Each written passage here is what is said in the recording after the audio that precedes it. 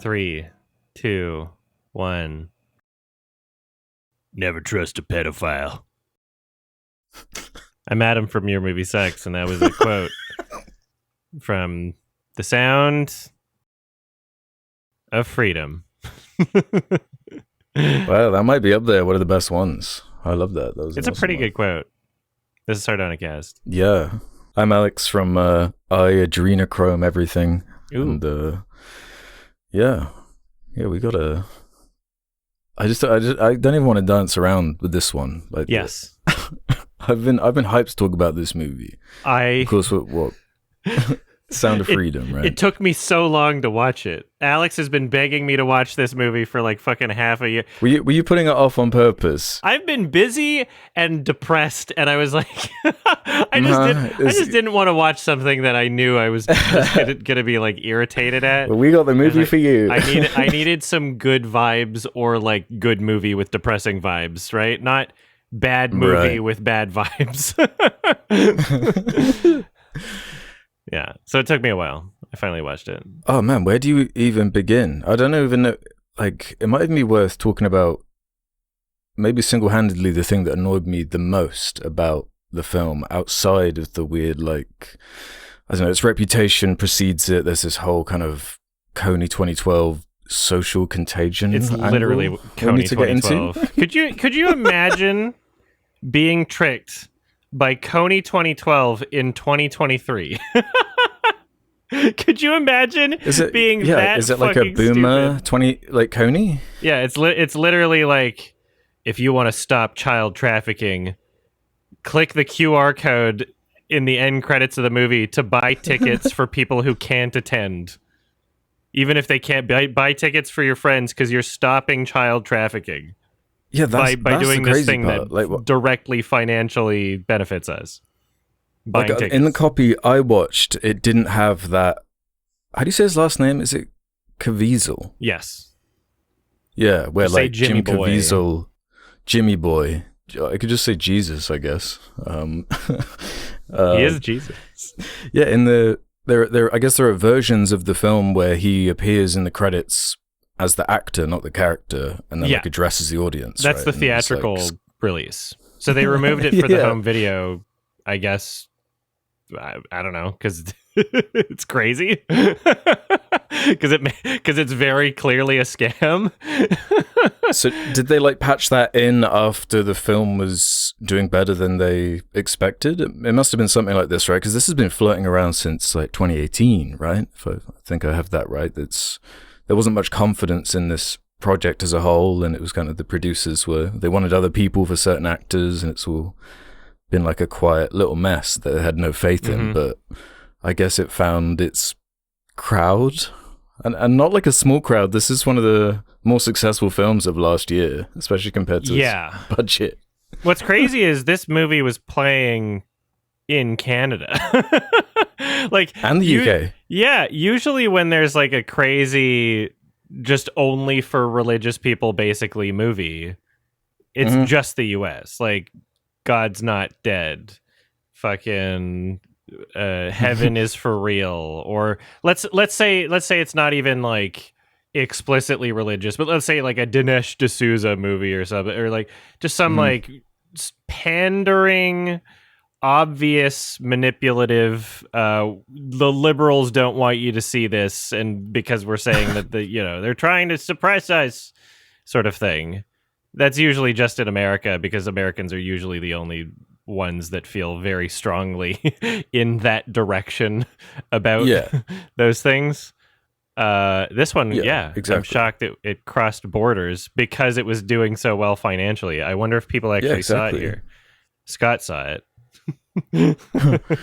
Yeah, I'd be curious how much money it made in the UK too. I don't know how many QAnoners are in this side of the world, and how many people watching it are part of that, or because the film doesn't actually go into conspiracies as such. It's more just about the quote unquote real life adventures of this fellow, Tim Ballard. And I don't know, there's such a disconnect because you watch the movie and it was like, I don't know, it's kind of what I was getting at earlier, that the actual filmmaking itself is like so Oh my god, it's so flat, it's so boring, it's so uninteresting, it's so badly made in basically every way that it's like, so what is it about this film outside of this message? It's as ridiculous to me as saying, like, oh yeah, I'm saving the environment by watching Avatar. Yeah. You know, it's like that level of like, what do you mean? Just because it's about something like controversial or something? Well, no, because before this film, people didn't know that child trafficking existed. Well, I was trying to think about, you know, that film Spotlight from 2015, also about a similar kind of thing, similar Spotlight. Concepts. Yeah. Were people as incensed about that film around that time? I know that it got critical like love, but not like this groundswell of like people they're trying to repress this subject. They're trying to hide the truth. I don't get how it can simultaneously be a subject that's trying to be hidden, but also in a film that's like a surprise hit that all these people are seeing. That like, no one was forced to hidden? Screen, by the way. There was no law saying AMC theaters had to put it in their theater. Like there's no regulatory body that is forcing AMC to screen these films, and yet the conversation around this all over the fucking internet, all these crazy fucking lunatics were going like, AMC's trying to stop us from seeing the movie because one of the theaters wouldn't have like proper heating working, which has happened to me before. I watched Wall-E with no fucking air conditioning in the summer. It sucked. By the end of the movie, it was a packed theater. It sucked, right? People are talking about like, oh, this never happens when like the fire alarm go, like, I don't even remember the specific allegation. Like the screening stopped halfway through because of a technical issue. It's like, yeah, that's happened to me a billion fucking times. You're gonna say like, oh, they were trying to stop me from watching M. Night's Old. The theater got evacuated because of a fucking fire alarm. It sucked. We had to go to another theater. The fucking the reel burnt up halfway through fucking A Prophet. Right? Like, if you see enough movie, if you're outside your house ever, right? If you experience a type of thing, you'll experience an issue with the type of thing just based on probability alone. I see a lot of movies in theaters, so I've experienced way more of these than the average person, right? Mm-hmm.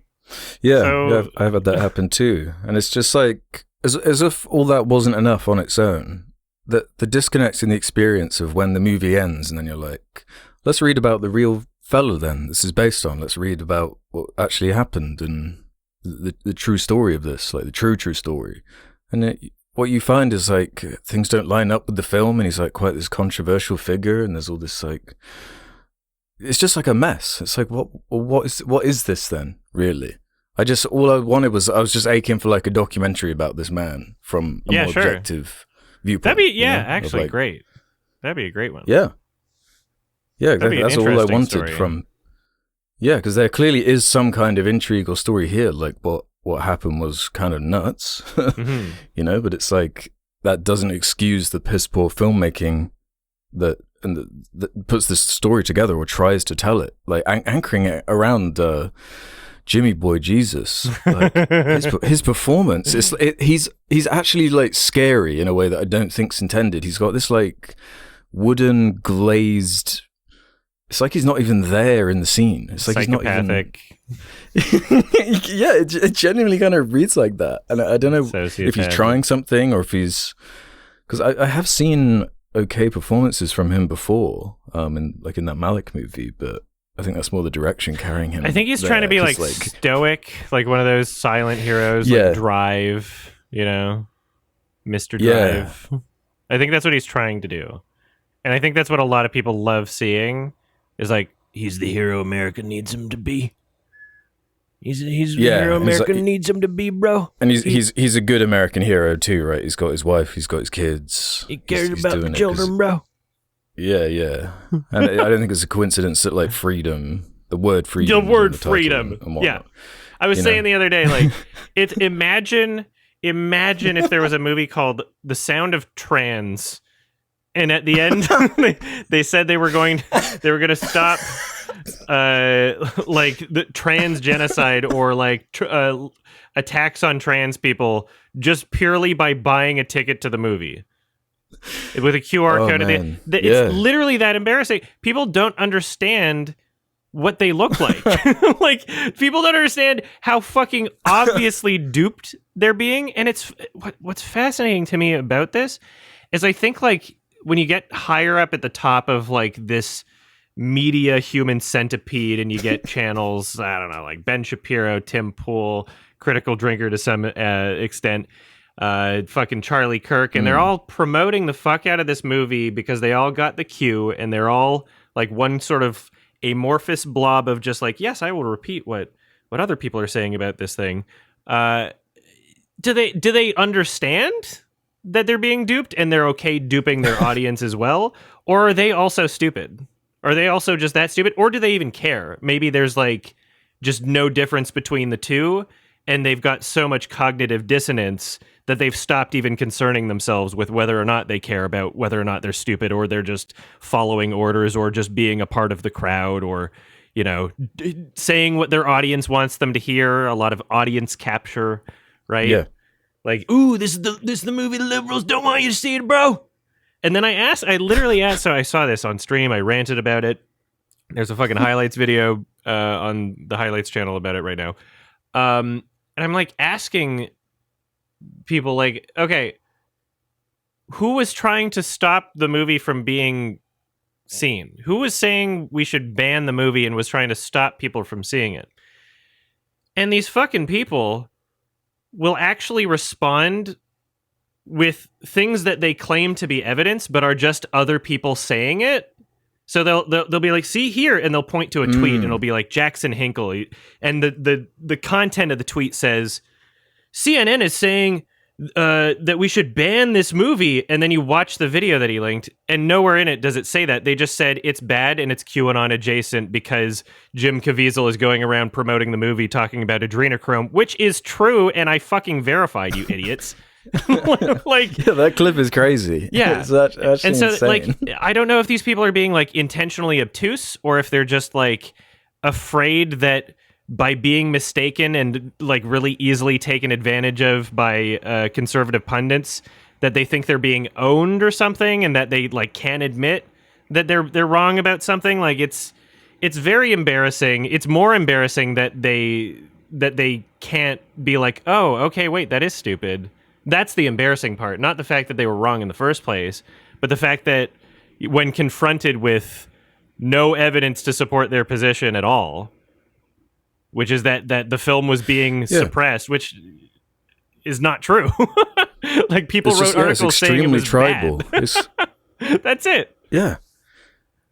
No, like, you couldn't even find in the CNN, you couldn't even find them saying, you shouldn't watch this. You couldn't even find that as a suggestion in the video that he linked.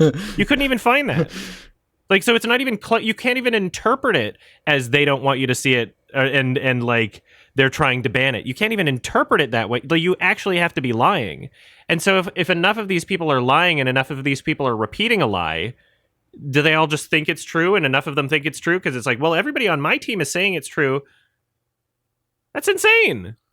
But what is this important message that has people so incensed, though? Like, what is it? That this is going on at all? Like, is that what people are taking away? That they had no idea that human trafficking as a concept existed, and this is the thing that introduced that concept to them, and that's like a powerful thing. This film in particular is, you know, there's human trafficking that exists, right? A lot of it happens, you know, between states, not necessarily internationally.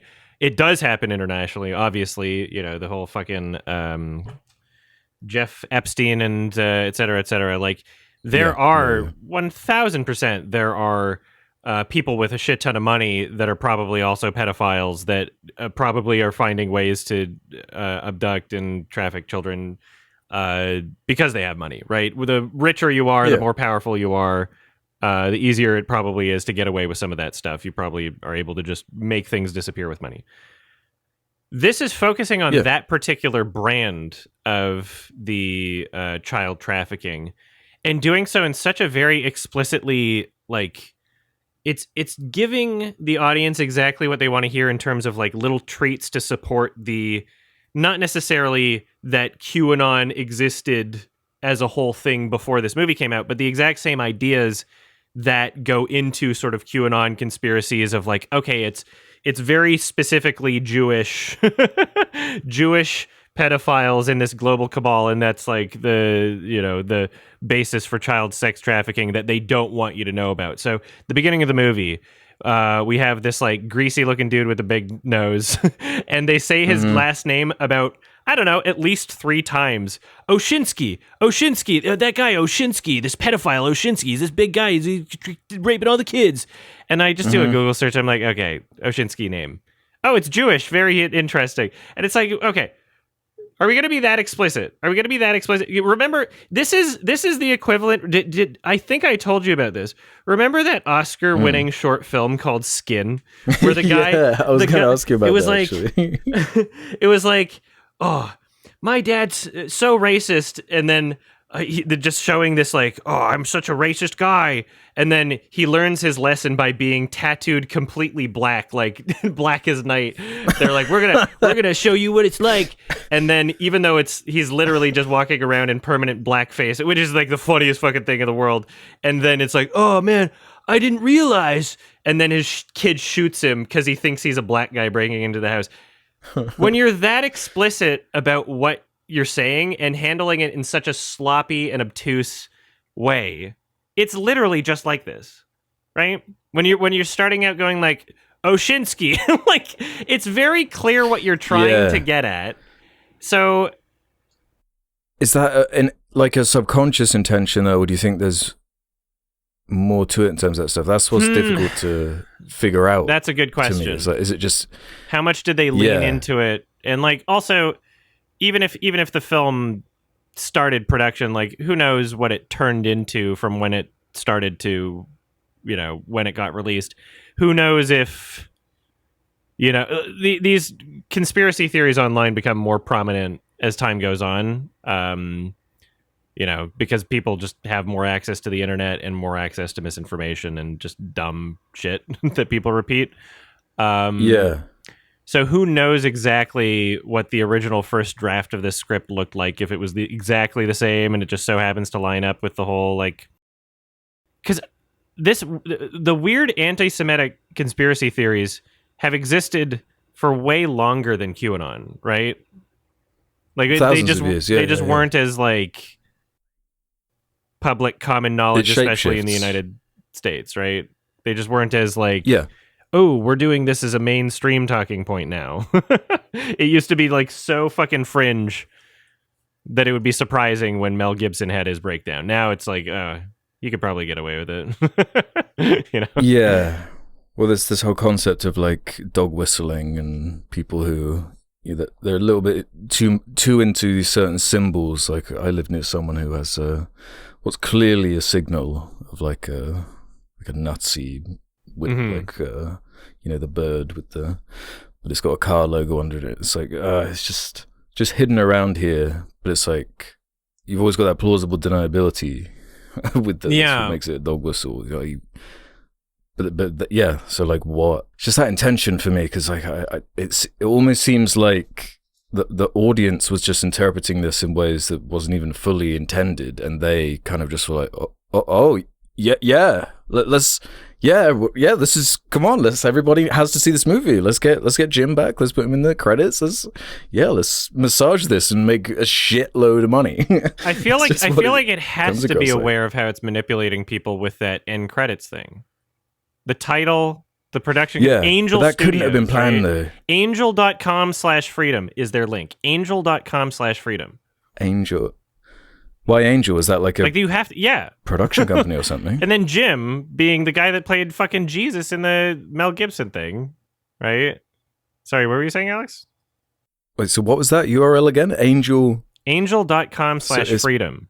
Because it's Angel Studios. Oh, Angel Studios, okay. Yeah. Yeah, it's just a lot of interesting words, I guess. A lot of, I don't know. A lot of buzzwords. This is such a weird film. That's literally like gay.com/trans. But you don't realize that it's you. You don't realize you're doing the same thing, and you're just as easily manipulated, right? It's crazy. Yeah. But it's more like, okay, so people are loving this movie, they're connecting with this movie, and then you go and read reviews, listen to people talk about it, and they're all saying the same kinds of things, but it's not really like anything about the movie. It's like they're not talking about the movie. Yeah, barely. Barely talking about the movie. Some of them completely forget to talk about the movie and just only say things like, why wouldn't you support this movie unless you're a pedophile? Like, really? Who is pro this? You know, like, why is it bold to be anti this? Like, surely that's kind of the default position, right? Yeah, the overwhelming majority of people. Yeah. So I don't know. I don't feel like I need to stand up and clap for that. It's not. Well, I like mean, that's why it's like financially, a huge thing to manipulate people with emotions of like children are being abused, right? That's like it's such an easy way to get emotions out of people, which is why in most films, I've complained about this so many fucking times, they refrain from children ever being in danger ever because people will actually get upset. Like it's triggered into our fucking caveman brain DNA. Like there's a protection element to children. We have that. Most human beings have that. Very few percentage-wise human beings don't have that. So it's not like a new idea that we should be protecting children. Like you just invented something. Yeah. Yeah. But like, yeah, I screenshot one or two of these reviews. I just want to like read one just for an example so people can hear the type of like rhetoric. Yeah. I've never really experienced anything like this in a movie theater. Next to me, a grown man sobbed the entire way through. I heard sniffles throughout the entire theater. I had to put my popcorn on the ground because it felt inappropriate to eat popcorn while watching this movie. I even felt wrong lying down in my recliner chair, so I moved it into an upright position. This movie holds a great deal of gravity. Its heaviness is devastating, and if you let it, it could flip your world upside down. The whole point of this film is to flip your world, because unfortunately, we merely go about life as if these atrocities aren't happening. This movie will try and wake you up to the sick reality of child trafficking. I reckon it will be successful. It's incredibly well done, has a fantastic, compelling script for having little budget on the actor scene. I'd say its performances were beyond excellent, even had some real artistically beautiful shots. Great film with an incredibly powerful message. See this movie. Have your friends and family see this movie. Share it with all. Movies as important as this come only once in a decade. Let it flip your world. Let it flip the world. Sounds like they had a religious experience, honestly. And also the whole... That is like, Coney 2012, yeah. It sounds like a chain email at the end of it. Like, if you don't forward this, your mother will die. If you don't forward this to 100 people. It's really just like a fucking virus mentality, you know? Yeah, it reminds me of when a restaurant, like, bulk buys, like, fake reviews for their own restaurant. Yeah. Because they've got, like... They want to boost their place on Google Maps or whatever. And everybody says the same thing. Like, yeah. Why do all these reviews sound so similar? Except I do believe that it's different people in this scenario. It's just that they all say the same thing as each other. They've all got the script. They've all kind of like, they have this unspoken contract of just like, oh yes, I will repeat what the people on my team are saying, without any actual critical thinking, without looking into things yourselves. And it's so fucking embarrassing because it took me barely any time at all to like fact check any of this shit. It takes no time. No time to fact check this shit. Googles. to like if you think it, like try to be critical of your own thoughts, right? When I have a thought and I'm like, okay, wait, what if this isn't true? Some people are disputing this. I look to debunk the own thoughts that I'm thinking. I search for debunks of it. If somebody debunks it, I search for a debunking of the debunking, etc., until I can't find anything else, and then I'm like, oh, okay, this seems to be the correct information. Why? It's not that difficult. We all have computers. Every single one of us has a fucking phone connected to all the information on the fucking planet, right? What the hell is your problem? Like, it's so stupid. I guess it's just the power of that emotional reaction. Like, people get so incensed. Yeah. Like, they can't see past that red mist, yeah. But like, I recognize we're kind of doing almost the inverse of what we're talking about with these reviews, where we've barely spoken about the movie. It's not even about the movie's boring as fuck. It's so boring. Like the only scene I can even really remember is that it's so horribly lit. It kind of looks like it's supposed to be taking place in heaven or something. It's just like a simple scene with Jim. Yeah. I mean, look at the poster. Jesus, I mean Jim. Look at the poster. It's like he's literally like they're angels, The like chain. on a fucking glare. Yeah. But yeah, he's supposed to be in his, I guess, back garden with his wife, just having a conversation about what's going to happen. But the set looks so awful. The lighting is so, it's like blown out.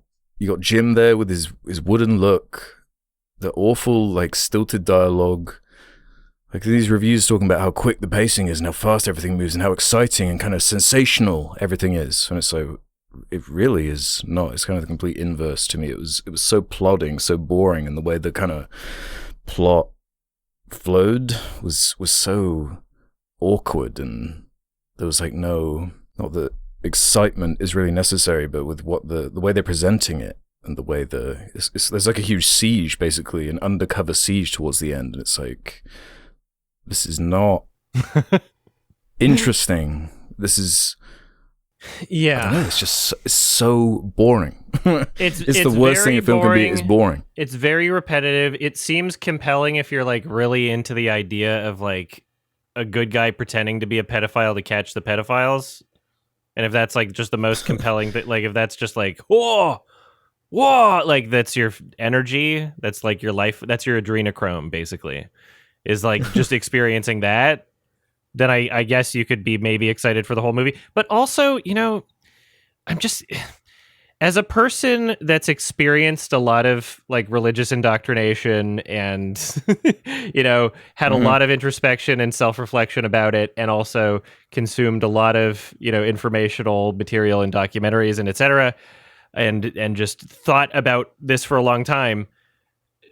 You know, people convince themselves of a lot of shit, especially emotional experiences, when it comes to religion, right? Like you see all the fucking, the mega churches and the whole like, oh, I'm going to push you over with like some invisible force and like, or like people speaking in tongues and like crying and breaking down, and like the music is there and it's enforcing a certain type of emotion. And you believe that because there's this, you know, this overwhelming sense, this urge in ourselves as human beings to have some greater purpose. When you convince yourselves and you want to believe that you're a part of that greater purpose, you start having an emotional breakdown, right?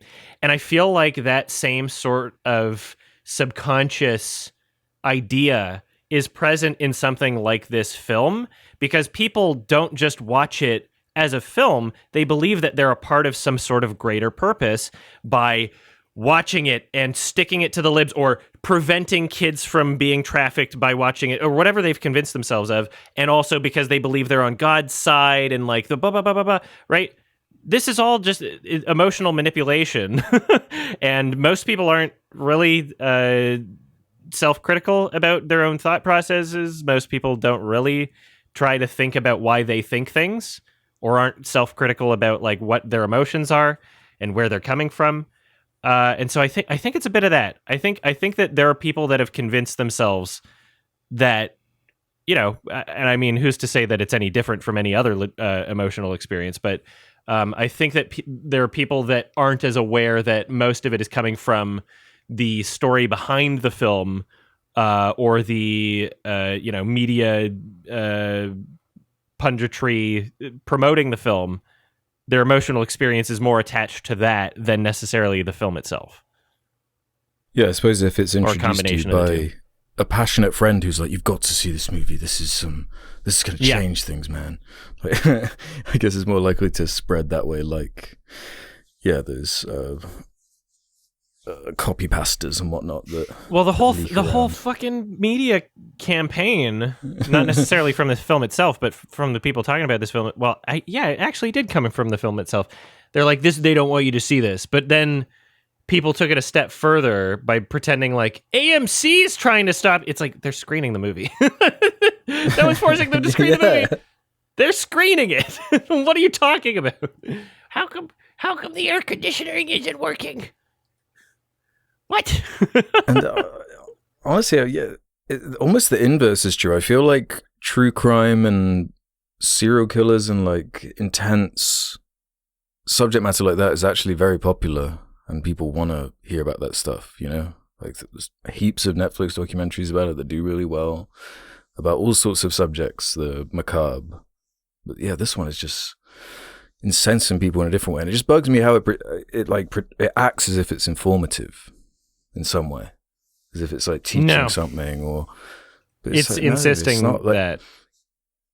And it's what people say too, that it's, oh, I learned so much about this now, and not only that, but it was so tense and so entertaining. But no, like, say what you want about Coney 2012, but it's a lot more entertaining than this. Yeah, at least that was 20 minutes. Yeah, I'd watched Coney 2012 5 times before I watched this again.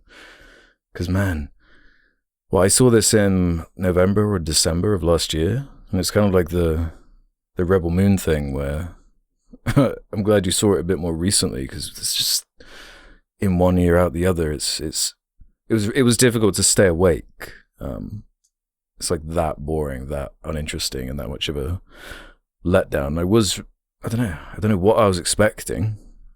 Just maybe something a bit more entertaining on a more surface level, because I feel like that would make more sense for why it's connected with such a broad audience. You know, like it's got like 107,000 ratings and a 7.7 on IMDb. It's one of these things that I'm not sure a lot of these people are going to be really rewatching anyway. You know, like Ben Shapiro's fucking song got to the #1 on iTunes, right? Nobody uses iTunes anymore except the people in his audience that are told to buy it so it gets to the top of the charts, right? Yeah. I don't know if they're going to be listening to that song after the fact, or if they're just like, yes, see, we're winning the culture war, so that Tim Pool can make a video about it and being like, we made it to #1 on iTunes. And like this, you know, you're telling your audience exactly what they want to hear. You know, you're telling them like, oh yes, if you say things that are anti-woke, you'll be massively successful. Ignore the highest grossing film of last year, Barbie. Ignore that one. But if you go woke, you go broke. Ignore the film that beat the Mario movie. Just don't think about that one. I mean, they want to hear it, and just paint anything confirmation that way. bias. Yeah, it's so shocking, but not. It's like the most 2023. Yep, this is the state of things. Oh yeah, I guess humanity just kind of leans to a lot of these kind of annoying patterns of behavior. You know, like it doesn't even really matter what the packaging is. There's just so many different types of sound of freedoms out there that just get this stupidity out of people. Get this. I don't know, I'm sure there are people that genuinely enjoy the movie or have their arguments, but man, this was like unbearable to watch. It was like miserable to sit through. 2 hours 11 minutes. Like, why is it so long for a start? You know, what, like, it doesn't justify anything that it's going for. It doesn't seem like it's enjoying the fact that it's a film, or that it's utilizing film in any way. Like, who's this director here? He's directed one other thing called Little Boy. Uh-oh. It's like,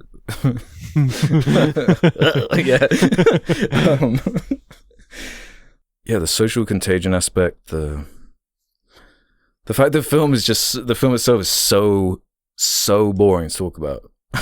Like no one can say anything about it. Yeah, like imagine, I mean, like, there's some going funny through parts. scene by scene trying to break it down. Yeah, there's some funny dialogue, some weird attempts at things. Well, there were barely scenes in the movie. There was just like Jewish pedophile at the beginning.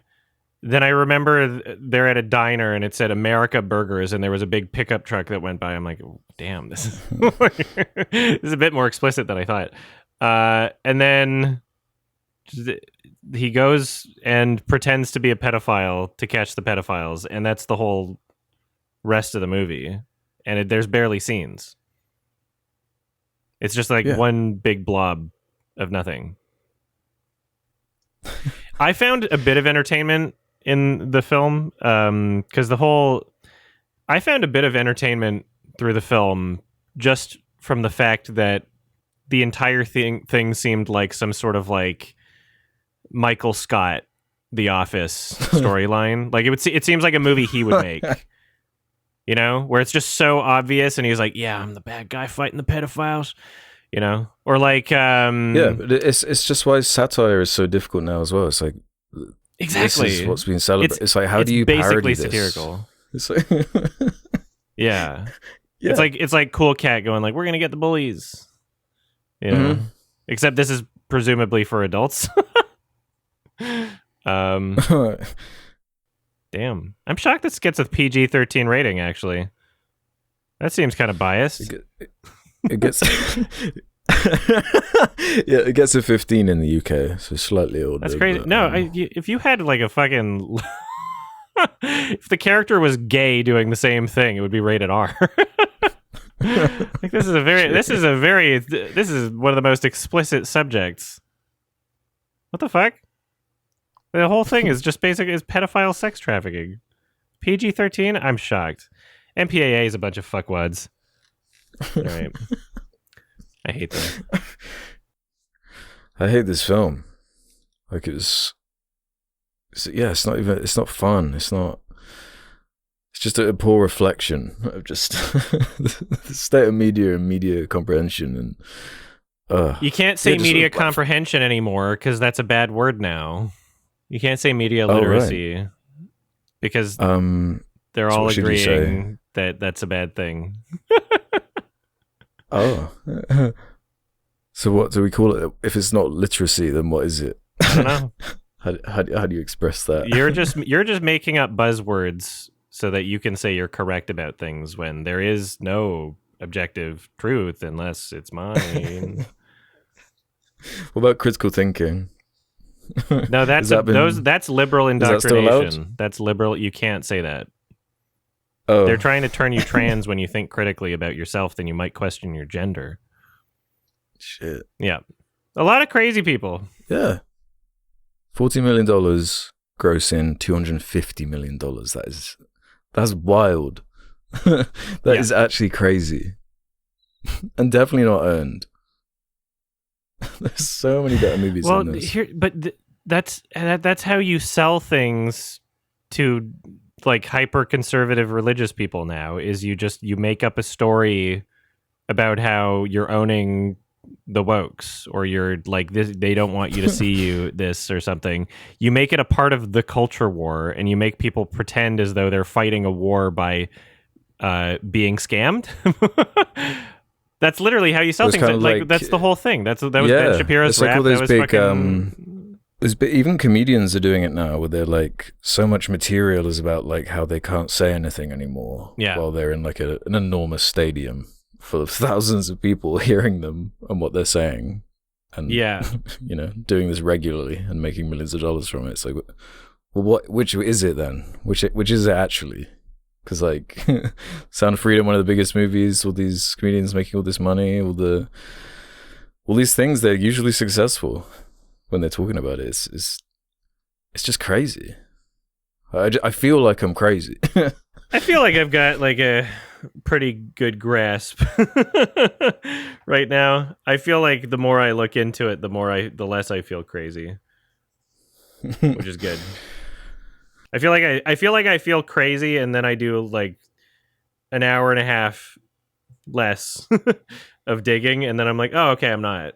These people are fucking insane, and I'm comfortable saying that. It's just like, what has it always been? Have humans always been like this, or is something? The internet has ruined fucking in the past. I think that might be it. And they were the ones saying to begin with, like, yeah, don't be playing your video games or whatever, you know? Yeah. Like, don't use your phone. The internet and lead poisoning. Yeah. I guess it must, the internet, I guess you can, there's that meme, isn't it, where, someone who's like really into fucking toasters without the internet being around would just be a lone person who's fucking toasters, but with the internet they can find it. Yeah, true. Yeah, you can find your community, and all the pros and cons of that are laid bare. It really is not. Sorry, especially in combo. I don't know, I feel like it's just escalated with 2016 and then 2020. Like, just people just lose their minds online. Like they're just like so out of touch. They don't even see the algorithms. And I talk with like people in my family who are in different generations or whatnot, and I've kind of described the way some of them even get to the conclusion, like, it almost feels sometimes like algorithms or these feeds are giving me negative things. Yeah. It's like, literally, like, Yes. People engage more You're with like anger and fear and disgust, right? Like all of these things that obviously child trafficking, stuff like that. People engage with the whole like, oh, the other people that we don't relate to, they're doing all the bad things and it's against children. And they don't want you to know. They don't want you to know. Why does every left-leaning person not want you to know that children are being trafficked? Suspicious. It gets people too phoned binary. up. It's too much. Gets people doped up. This film's getting me doped up. Yeah. So it was really the whole movie was like dangling keys for children. Like it was that obvious. Again, it was like a Michael Scott kind of plot. Like just the most obvious, like it would be a fake movie in another movie sort of thing. There's no, you can't parody it because it is a parody of itself without people realizing it. And that's just very sad. I found a bit of entertainment through that. It was less boring than Satan Tango, which is an 8-hour movie. But really, I would honestly rather watch that again. I'd rather watch Satan Tango. Yeah. I can actually remember shots from that film. That's the difference. Yeah. But this has the kick-ass lines, like "never trust a pedophile." Wouldn't it be so cool to role play as a pedophile to catch pedophiles? Did you read anything about the fella? Which fella? And like the main guy that Jim Jesus plays. Jimmy boy? That Jimmy plays, yeah. I keep blanking on his name. Tim Ballard. Oh, yeah. Yeah, and just that disconnect there where it's like, so all the complexities of the story have been taken out in your script. All of the intrigue, all the tension, all of the even crazier truths. So like, what is the creative impetus? Because like we're gonna be talking about a film later that you recommended that it feeds in like social themes and ideas and is inspired by like crazy conspiracy stuff even, but like it makes its own story, its own movie. It makes its own ideas. It has something to say. It's got like a style or a vision.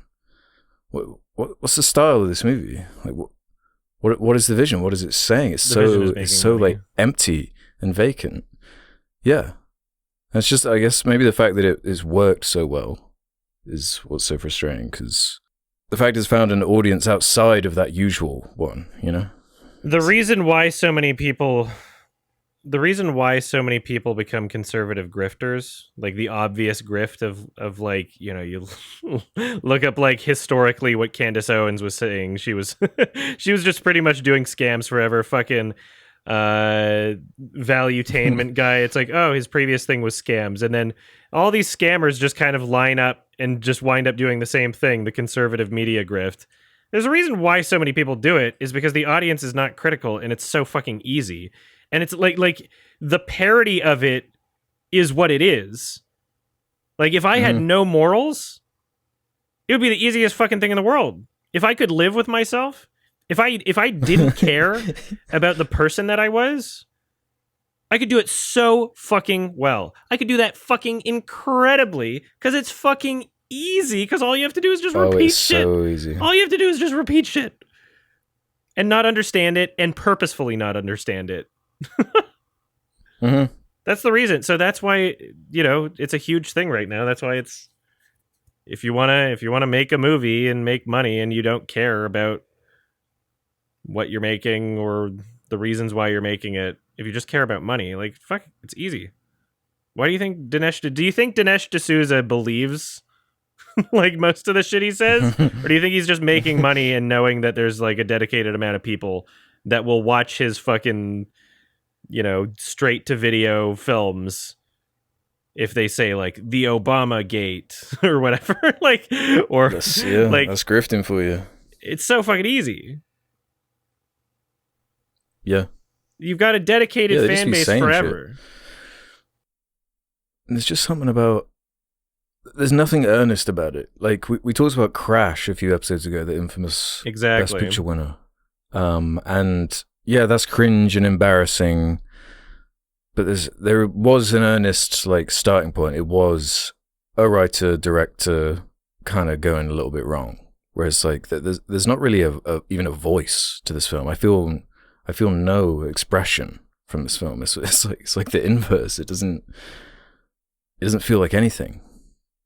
Yeah, vacant is the word. Maybe they're stopping pedophilia because they think that every person watching the movie, that some of them will be inspired to go do what Tim Ballard did and run across the world pretending to be a pedophile to stop pedophiles. Is that what it is? Like, that must be like a big part of it. Like people self-inserting, like imagining, like, oh, I could be a hero like that.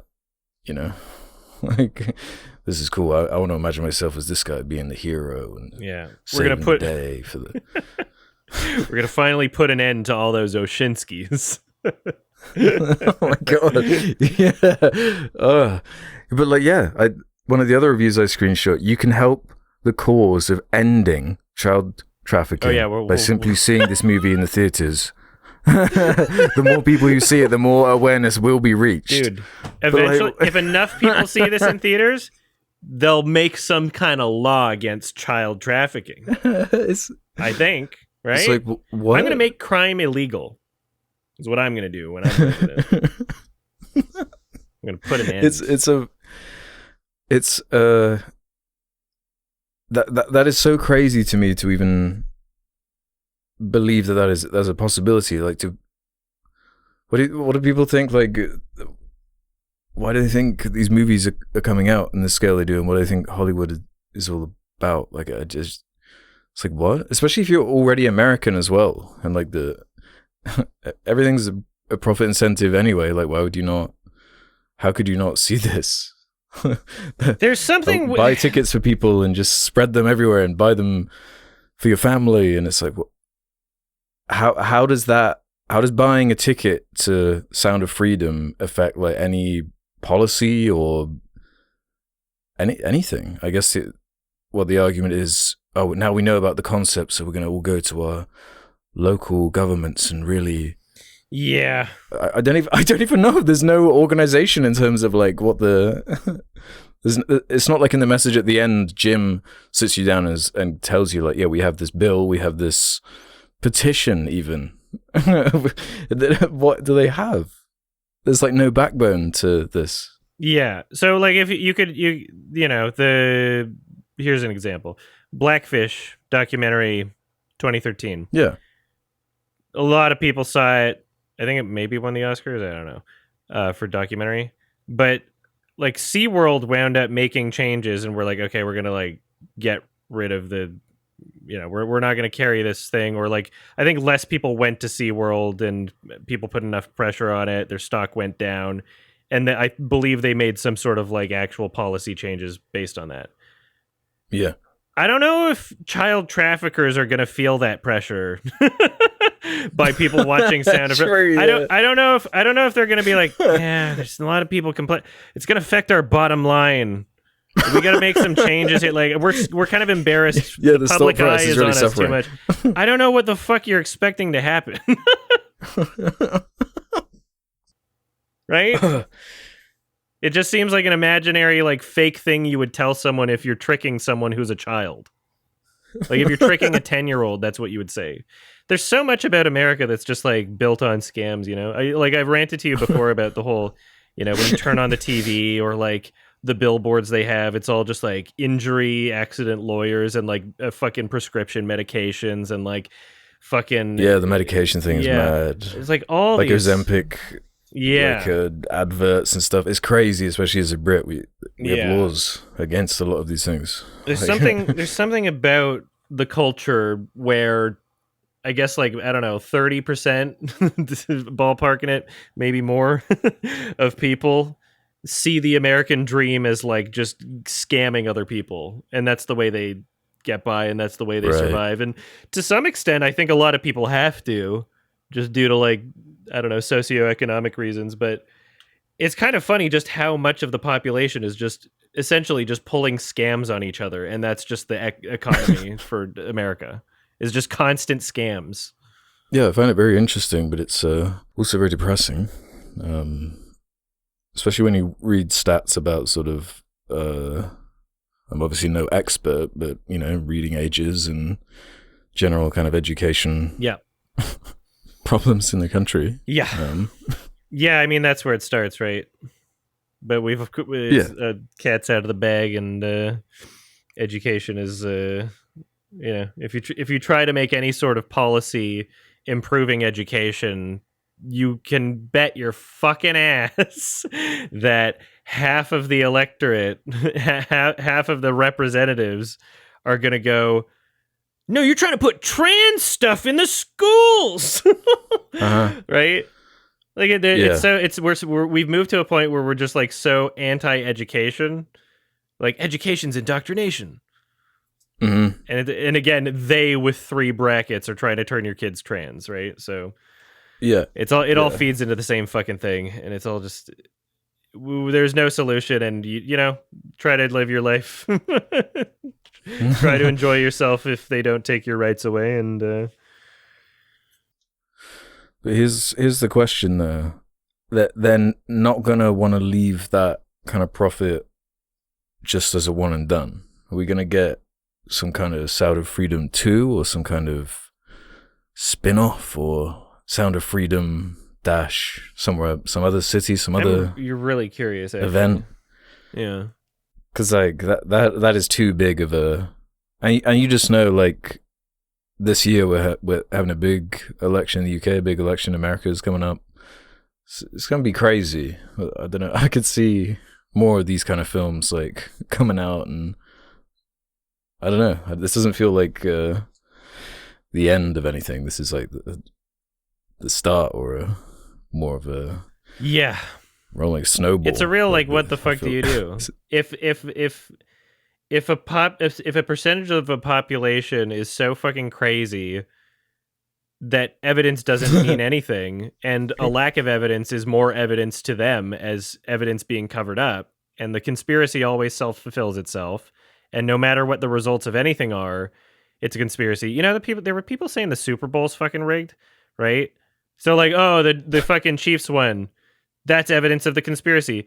But 1,000 billion, 8 infinity %.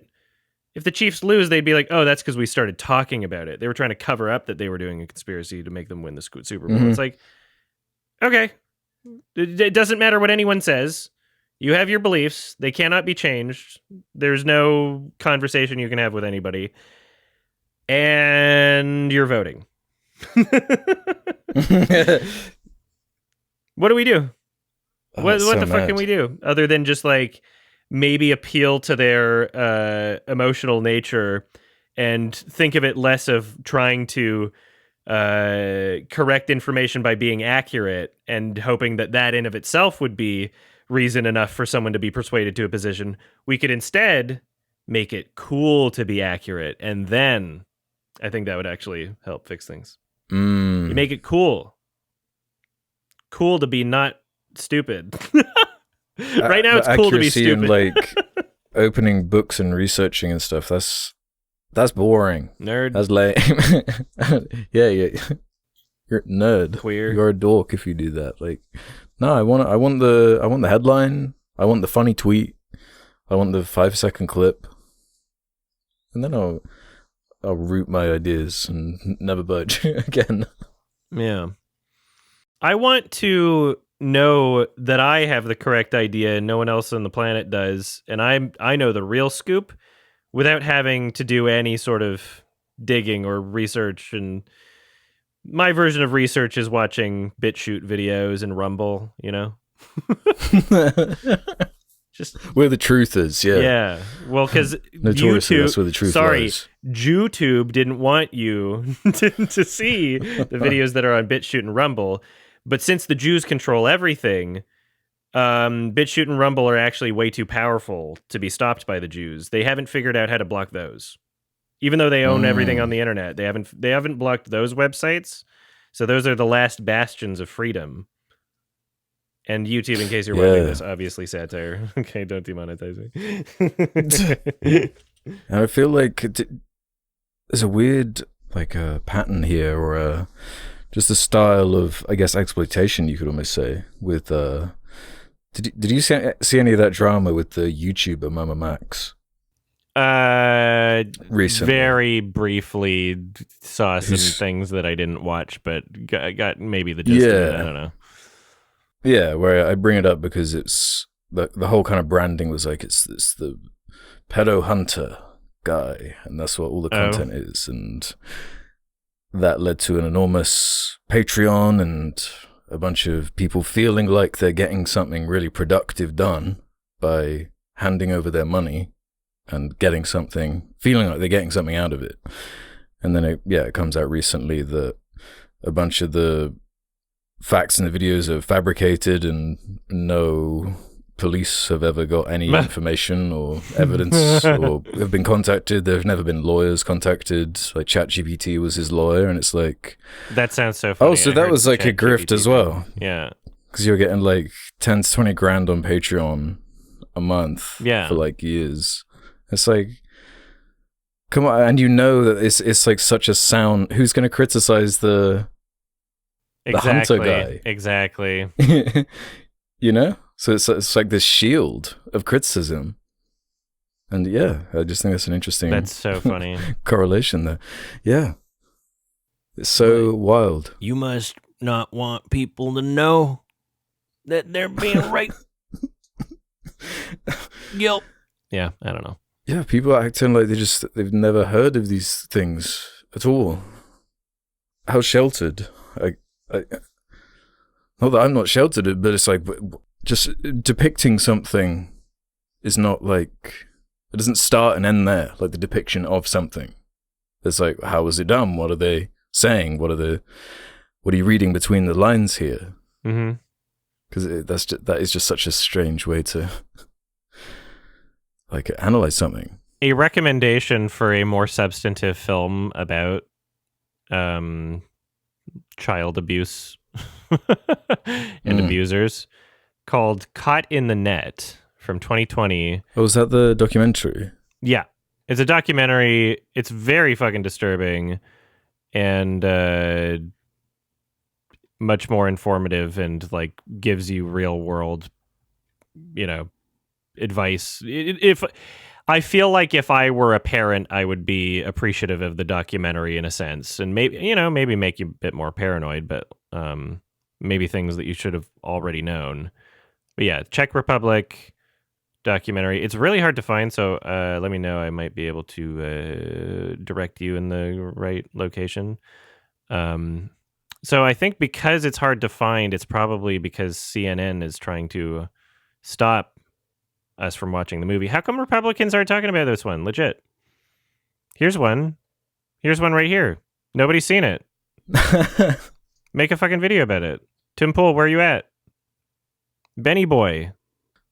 Charlie Kirk. Charles under Kirk, where you at? ratings on IMDb. Help me promote Caught in the Net. True. And it's foreign people being abused. So. It doesn't have Jesus in it. Who cares? There's no Jesus. Yeah. Great documentary. That was like To Catch a Predator on drugs.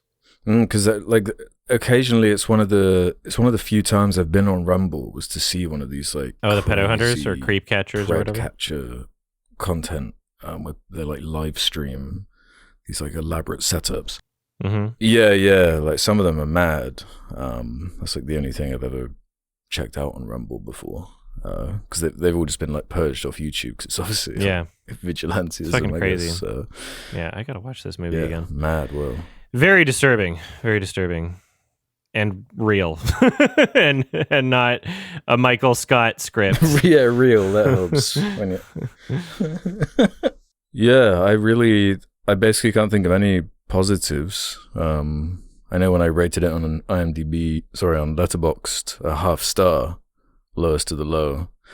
There was like a little thread on the Sardonicast subreddit. People were like, this is harsh, man. What do you mean it's not that bad? I'm like, I honestly cannot tell you anything I liked about it. I thought it was like a miserable, soulless, doesn't even do a good job exploring or informing about the subject matter. I just thought, I'm never going to interact with this ever again. And I'm just so shocked by the support it has just because of what it is referencing. Not even accurately referencing. Just a mad one, this. I don't get it. It was kind of funny. 2 out of 10. So I guess I'm twice as much of not a pedophile as you are. That's how it works, I guess. Yes. Yeah, fucking stupid movie. I'm just pissed that every once in a while there's films that are like part of a greater cultural conversation that I'm pissed that I have to watch. You know? Like, I'm done with Star Wars. You know?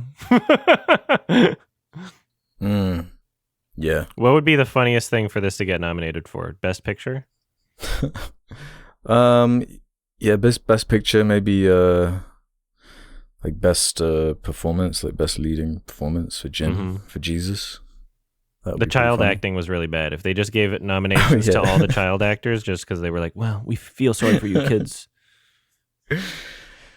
Script know to be funny. Yeah. Honestly, anything would be fun. It would be like Suicide Squad 2015 or whatever it was, levels of what? This is not deserved. Yeah. We also saw Blow Out, directed by Brian De Palma, starring John Travolta. A movie that I had never seen before, but was kind of interested in checking out because people say it's crazy. And I know Quentin Tarantino liked it a lot. I think it's on his like top 10 of all time or something. Yeah, he loves Brian De Palma. Yeah, he really likes this movie in particular too. And it's about John Travolta. He does sound recording for films and uses a lot of old, really cool looking tech, and witnesses a car accident, and then starts to think that there's something more to it when he starts investigating with his sound recordings, and some crazy things happen. Spoiler discussion. What'd you think? I feel like I owe Brian De Palma a little bit of an apology. Not that I've ever been like a naysayer too much, like at least vocally anywhere. But I've got to say, whenever I've looked at his filmography, I've always been like, mostly because I've seen like Mission Impossible and more of his contemporary stuff. But even like I've had like Blowout on my my watch list for like years and years. But I'd scroll over the poster and be like, what is this? What are you doing here? Like Travolta probably not helping. Yeah, but I gotta say, I was really quite impressed by this film. I was very entertained. There was more to the direction and visuals that I was really getting a lot out of that I don't remember getting from like the same campiness of something like a Mission Impossible, and obviously not being familiar with his entire filmography. Like I think I've seen like Carrie like a long time ago, but I didn't remember too much from it. But yeah, I thought this was like quite a cool, iterative, like clearly nodding to these noirish ideas, these Hitchcockian kind of styles of tension building, and just some like clever twists on things that were. It was kind of tricking me because when the film began on that POV Black Christmas kind of murder sequence, I was like, oh, okay, so this is the tone of the movie. I didn't really read much about the film. I don't know much about Blowout.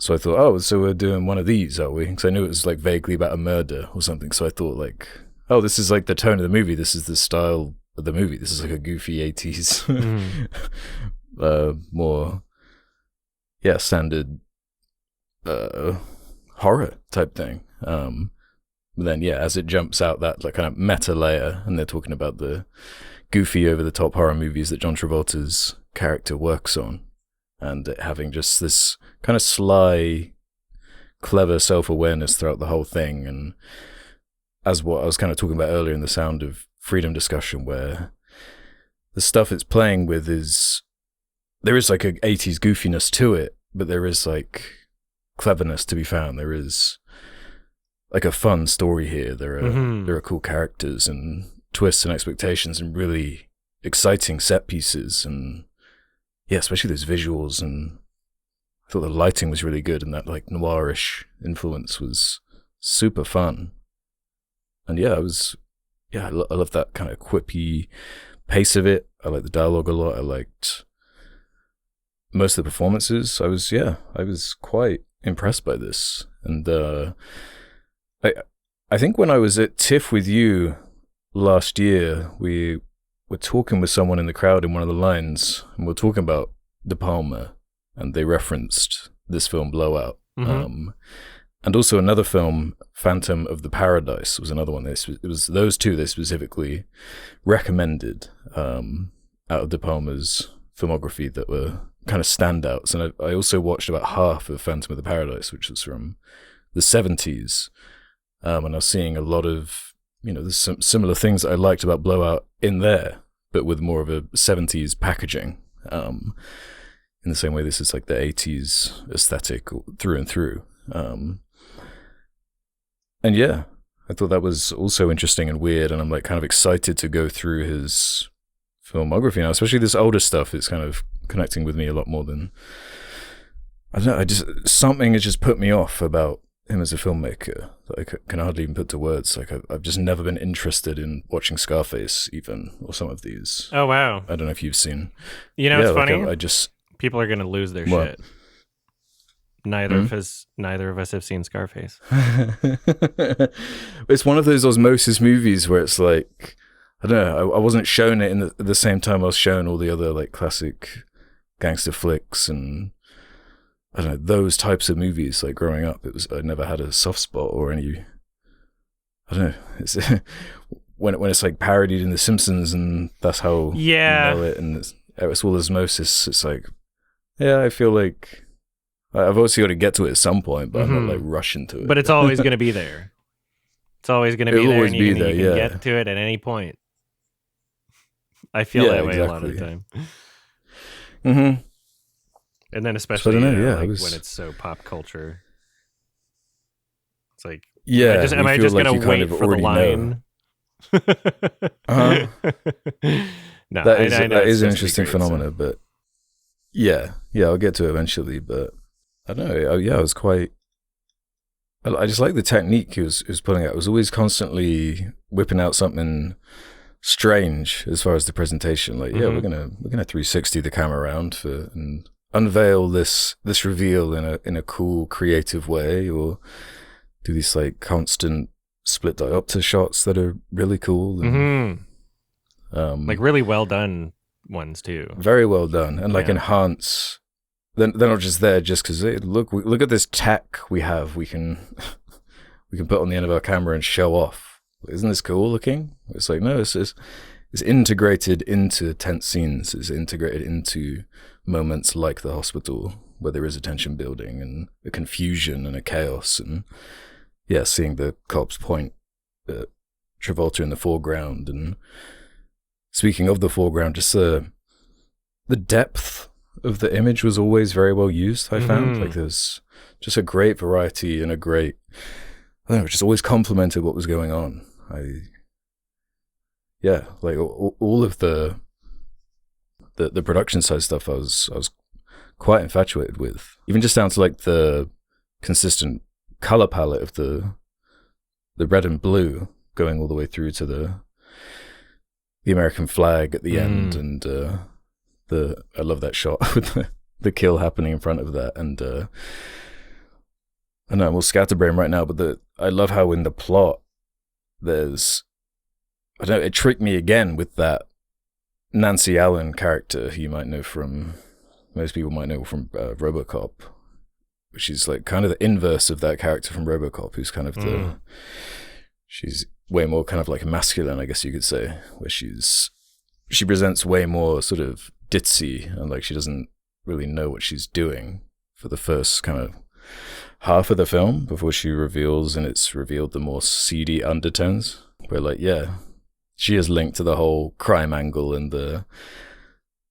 political intrigue side, with her being revealed to be working with this kind of scummy photographer scammer character, who she winds up taking out in it's probably one of my least favorite scenes in the film is that the way that sequence unfolds. I don't mind how we got there, but the way it wraps up is kind of goofy, with her holding that bottle in her hand and just kind of smashing it over her head with like a foot's amount of leverage. That's just something like, that didn't quite work for me. Whereas the more kind of corny, over the top, goofy violence, like the John Lithgow James Bond garrote watch like thing, that worked for me with the kind of commentary angle, with the whole what I was saying earlier about the conspiracy angle, with clearly including these kind of nods to Watergate and the JFK assassination, with the the phone tapping and the important political figure being killed towards the beginning of the film, and that ongoing through line. I thought that was interesting, the way it was like packaged, and a really fun lead character to kind of carry it as well. With John Travolta. Wouldn't want anyone else for this. It adds to the tone. No, it's just right. Yeah, it's that tone that really works, because it does have. It's got jokes, but it's not a comedy. It's got like serious stakes to what's going on, but it's not like too serious. It's also got the goofiness in there. Like, it's definitely like the 80s time capsule element as well. Yeah. You've been talking a lot about, the filmmaking and the tone and, casting. I'd like to bring it back to the message. I think it's important that we learn that murders can happen. And if you don't support this film, you support murderers. I think it's important to talk about what really matters in a film. So you gotta buy a copy of Blowout for everyone in your family. Yep. You got to use the Amazon affiliate link though. Stop the media from stopping you from seeing Blowout, or you're a pro murderer. I loved a lot about the film. I particularly loved the sound design, which even in that fake movie in the beginning, the movie within a movie, was really well done and had a lot of like really interesting choices. One kind of the dead match. Yeah, I was thinking about that. Yeah, that was like built into the intentional errors and things like this. Like I went down to write the note like, oh, that scream was like awful, and then the character says, oh, that scream sucks, and there's the whole scene about it. It's like, oh, this is cool. I really like where this is going. I do find it funny how difficult it was for them to find a person that could do a good scream. Like, yeah, really, you don't have like you should be able to find that talent. but it was kind of funny that it just kept coming back to it, and that wound up tying into like the end and everything. I felt like that was one of the more lighthearted kind of gags to lift some of that tension. Yeah, a nice little through line to return to or whatever. There's some really fantastic shots in this film, and I love the concept and how it's executed. So apparently this is a movie that is very much not based on, but very inspired by an Italian film called Blow Up from 1966. And some people were asking, like, oh, are you going to watch that too? And I'm like, okay, do I have to? Because I'm kind of busy. And they were like, no, it's not necessary. It's just kind of interesting. So that would be something to... That's just about cameras, isn't it? Yeah. But I do like that they made it about sound design, because not only is that very interesting to show and to have a film that is able to almost kind of be like really show-offy in its sound design, but justifiably so, because it's about a guy doing sound design, and it's about the sounds It's that almost he's hearing. it's like promised in the concept almost. Yeah, like you'd have to bring the sound design. Exactly. Yeah. It would be embarrassing if they had like okay sound design, right? But they blew it out of the park, and I'm actually kind of disappointed because I would almost expect like Oscar nom for sound. Like they had that in 1981, right? Yeah, they for sure had sound as a category in 1981, and you know there's other like cheesy or even like horror movies that wind up getting nominated for some tech categories or whatever historically around this time period too. So I'm kind of disappointed, but maybe it didn't have that much of an impact when it came out. Like maybe I should look at the box office numbers for this because I'm kind of... No, it reviewed well, but it bombed. Oh, okay, that would explain it. And it's partially attributed to John Travolta's career woes. A lot of people attribute to this film bombing, even though the irony of this being the film that inspired Tarantino to pick him for Pulp Fiction, kind of like wow. So yeah, he stars in one movie that does bad, and then people are like, "Sorry, you're canceled." Yeah, that's entertainment for you. But yeah, $18 million budget. I think Hollywood canceled his career because they didn't want you to know that murders exist. Go on. Yeah, it did not do well. $18 million budget, grossed about $12 million. Yeah, people didn't come out to it. It's not like it reviewed badly or anything. I guess it just didn't connect.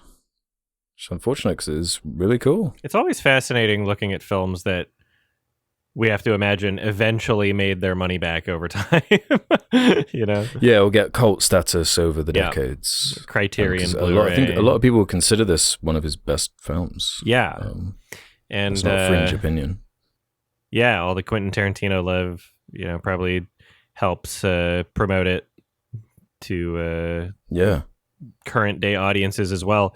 What was really interesting is there's a song on the soundtrack, and just this rendition of it plays only once, and it's when he sees her in the hospital, like in the first like 20 minutes of the movie or whatever, maybe 30 minutes, and it's literally that song is sampled and put in Death Proof when she's reading her text messages, and it's used twice in Death Proof too. And I've seen Death Proof enough times. Like immediately when that happened, I was like, "That's what fucking Death Proof!" I like lost my shit. It's like, oh, I was doing the Leo pointing at the fucking screen thing. So it's what did you think of the music overall? I liked the music. I liked it. I no insanely strong feelings about it, but it fits within the time capsule sort of enjoyment that I get for the film. There's very cheesy elements and very you were pointing out some kind of goofy things and some unrealistic things, and that exists in this movie, but it doesn't take away from the experience in the same way that it would if I wasn't watching it in some kind of like fun time capsule way. And if John Travolta wasn't the main actor, then maybe I would also be like a bit more critical, but there's something about it, and there's something about his presence in the movie that almost makes me, I enjoy Face Off. Face Off is like a similar type of thing, John Travolta, and it's like we can talk about like, okay, how seriously is this movie taking itself? I can still enjoy it and still have fun watching it, even if I think like a lot of it is shit. I think that this definitely has a lot more creative backbone and presentation backbone than Face Off, in my opinion. But there still is that element of like, oh, I'm watching like a cheesy, fun old movie. So the experience was not too hampered by some things that would, generally make me not like something as much. It really depends on what tone it's going for, or even, we could say death of the artist. We could say even if there's like unintentional tone or enjoyment from the tone, with how much of it is trying to be tell sometimes, especially when it's out of your time that you've experienced and you're missing certain bits of context that you might need, but I don't know. It seemed like there was a level of self-awareness to it, and there was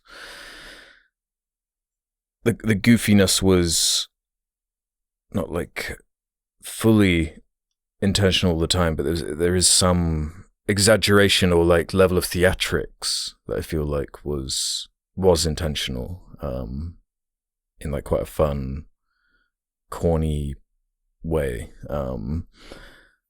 Like, for example, I was really worried that those main two characters, the Travolta and Nancy Allen, I thought they were going to do this whole like relationship, meet cute, like, and that was going to be the force of the movie, and that was going to be like, and he's going to get the girl, and it's all going to be happy ever after type resolution. But yeah, I liked the twists and turns with that.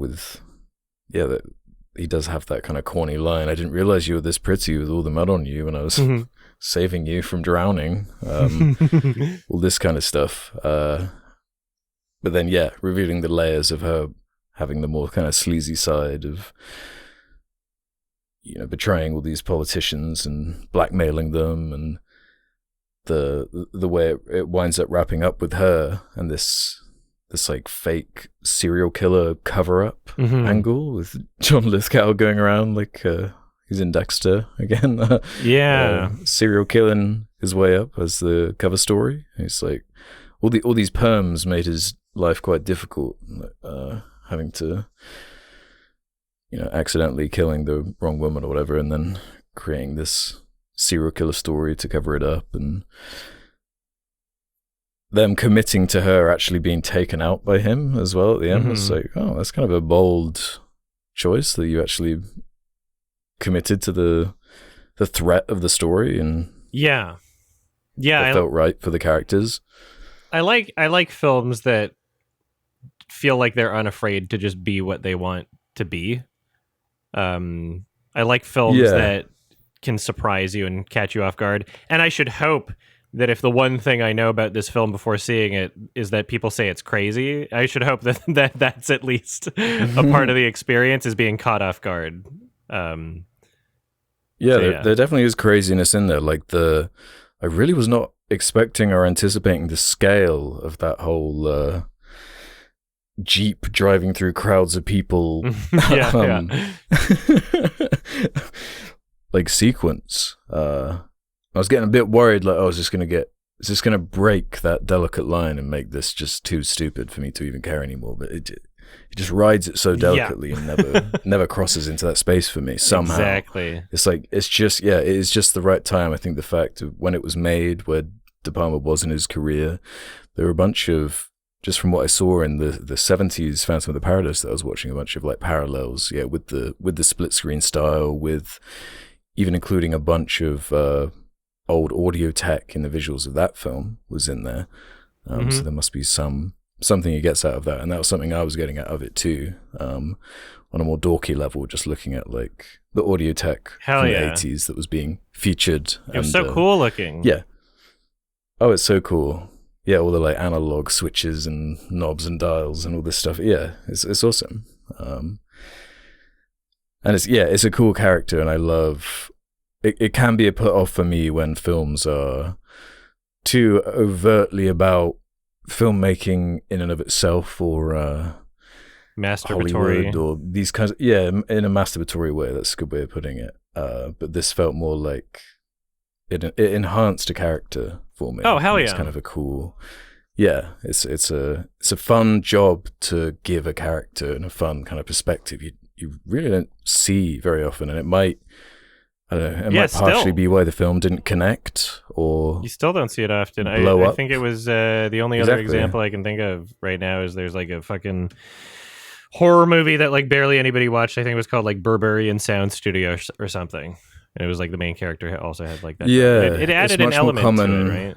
But exactly, yeah, because it's way more common for like the main character to be, I don't know, like a writer of some kind. That's like the real kind of trope, as far as these kind of, you know, industry kind of characters and their struggle or whatever. Damn, I thought of one more example that I can't remember the title of. Spanish movie from 2 years ago.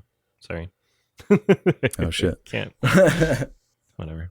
Yeah, it's cool, and just how it like plays into the surveillance themes and the, just all the wiretapping and him being an expert on the assembly of audio into film, and how that would make it so his evidence wouldn't be trustworthy because of his job, and kind of them exploring that in the film. It's like, oh, that's a cool point. Like, that is what people would say. Like, he's got to really,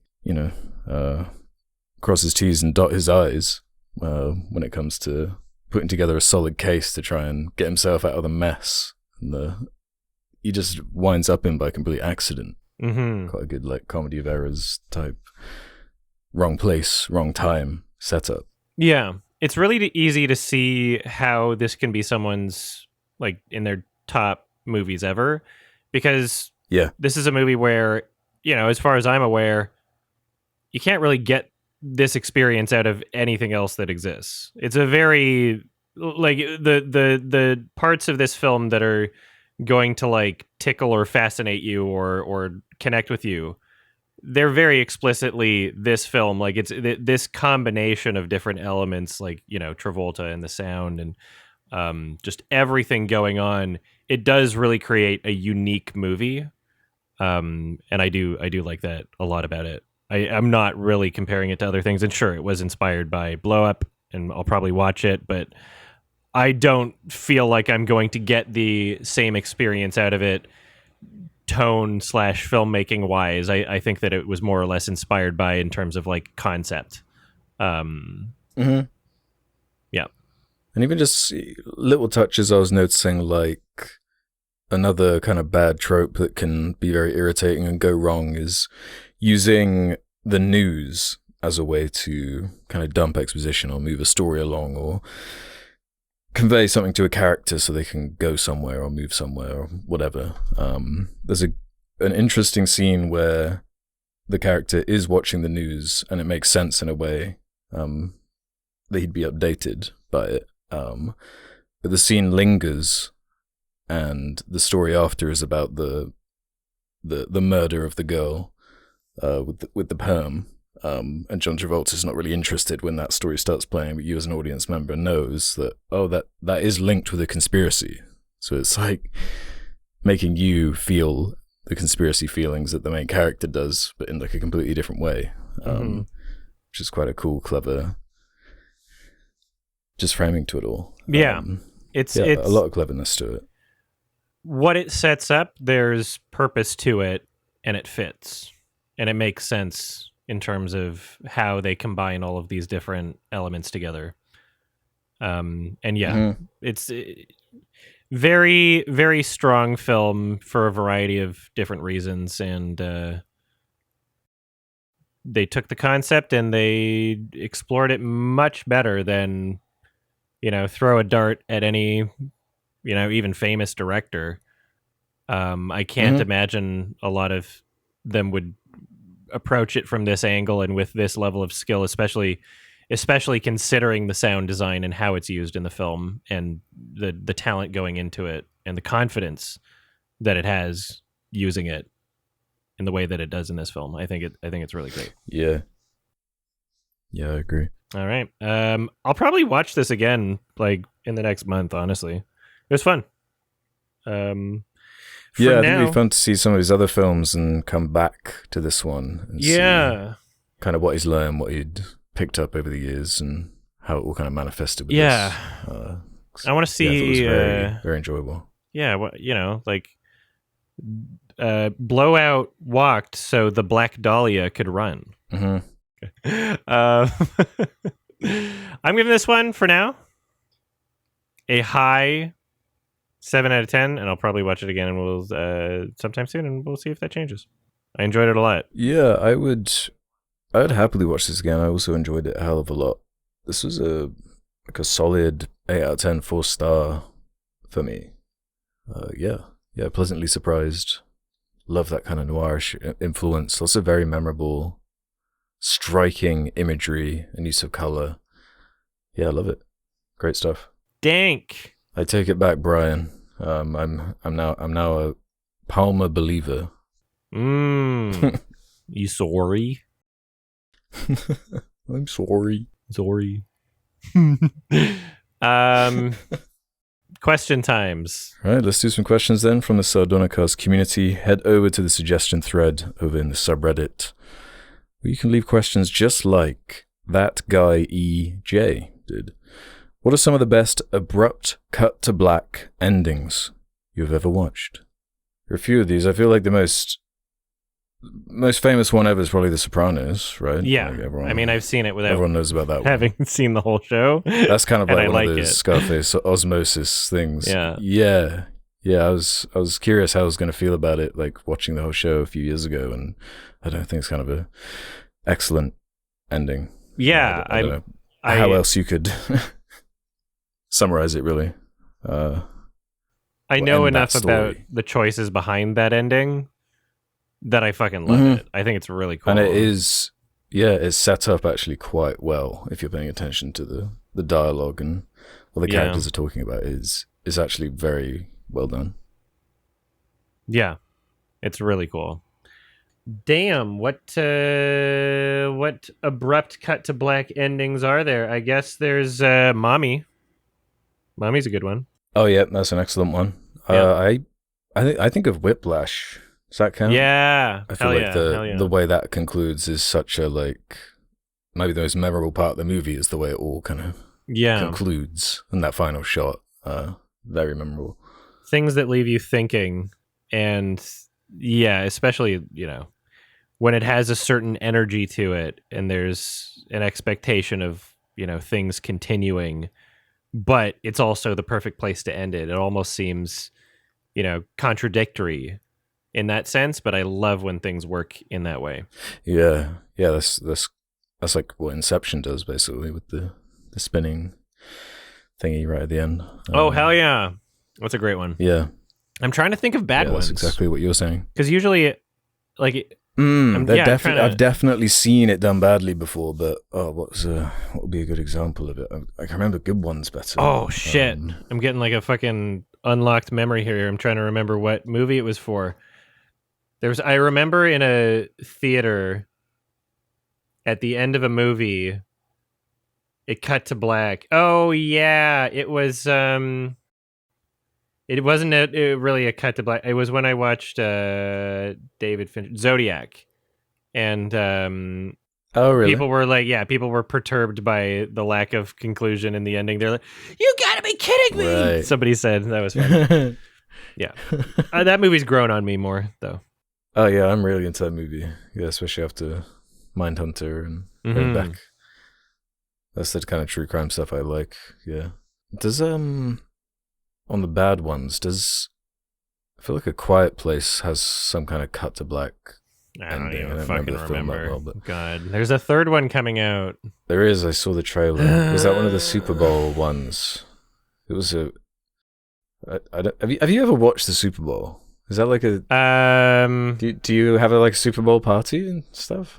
Everyone that would normally be on my Sunday stream was doing their own Super Bowl stuff, so I just was streaming games. And I had the Super Bowl open on my laptop, but I didn't really look at it. It was just in case somebody was gonna say in chat dude, Taylor Swift's doing a thing that people are gonna talk about on Twitter later. Just I don't know. So I bet money on the Super Bowl. I won some money by going Team T Swift. I don't know if the trailers are normally as bad as this year, but it was a pretty abysmal suite of ads, right? I thought that was part of what made some people excited about it. Was all these reviews. Oh yeah, everybody's trying their best is what they're supposed to be doing. Making the best ads for the Super Bowl. John Krasinski's Foster's Home for Imaginary Friends movie. Oh yeah. The fuck is it called? Wish? No, If. Yeah. If. Literally fucking Quiet Place director. Oh yeah, you're right, it is. Yeah. Also but that's weird, yeah. A real Krasinski heavy Super Bowl. Yeah. Well, at least he's not Oshinsky. So I've heard that a lot of the ads are essentially just people saying you can watch the full ad on YouTube as well, which seems like a relatively new thing. Like there will be a trailer for a movie that's like a 30-second Super Bowl cut, but probably because it was such an expensive ad buy that in the 30-second trailer they're saying watch the full trailer on YouTube. Oh, Which is kind of really? interesting. Did you see Okay, the so it's like a teaser for a trailer on yeah. the big screen. That's interesting, yeah. Well, it's it's the most expensive place to buy an ad ever. I don't think it gets more expensive than the Super Bowl. Did you see the Minions 4 Super Bowl ad? I didn't watch that one. Or sorry, Despicable Me 4? I saw the other trailer they released the other week, but not the Super Bowl one. So yeah, I'm guessing it's awesome, right? What's really fucking weird is like, so these things get released on Twitter, like a lot of them were just showing up before the Super Bowl had even started. So I guess they're just kind of like capitalizing on this whole like, oh, we're going to be releasing this at the Super Bowl, but it's like you're also just releasing it on Twitter and YouTube, I guess. But whatever. Oh. And so in this Despicable Me 4 trailer, they kind of poke fun at AI art. And it's just a bunch of minions being like, oh, I'm going to type this. And then it's like, you know, some of them come out. Yeah, I've just opened it. Yeah. Wow, this is weird. And the conversation on Twitter is people like congratulating Illumination for like calling out AI art. Oh yeah, they're like, oh, I can't believe like the only studio to take a stand against this is Illumination. But I'm like, they're not really taking a stand. They're using it as a gag, and they're also kind of directing people towards like they're all having fun doing it. Every single one of those minion characters is like, oh hell yeah, this is fun. I'm making AI art. They're like, they're what the fuck are you doing? This is a kids movie, and the kids are going to want to imitate what the characters in the film are doing. Mm-hmm. What the fuck do you what kind of bizarre non-reality do you live in?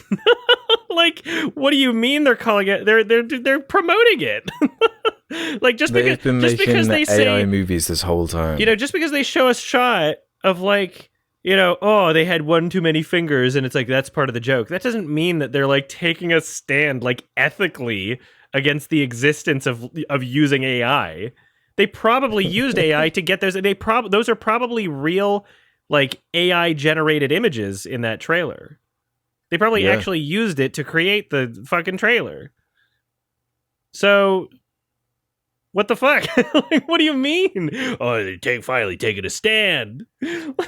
Damn, we're getting full sound of Minion out here. Exactly. It's so people hear buzzwords, and then they're Pavlovially cued to react in a certain way, and apparently everybody's a fucking NPC. Apparently we're in a simulation. I don't know what the fuck's going on here. Why is it always interpreted as like a stand? Why is it not just like a gag? Like I just watched it. It's clearly a fucking joke. Yeah, that's like, that's media literacy issues in the other direction, right? Yeah. It's not conservative, but hysterical still. Anyway, next question. Christ. All right, just wanted to point that out. Okay, let's do this one from It's Slider 19. Question for Adam.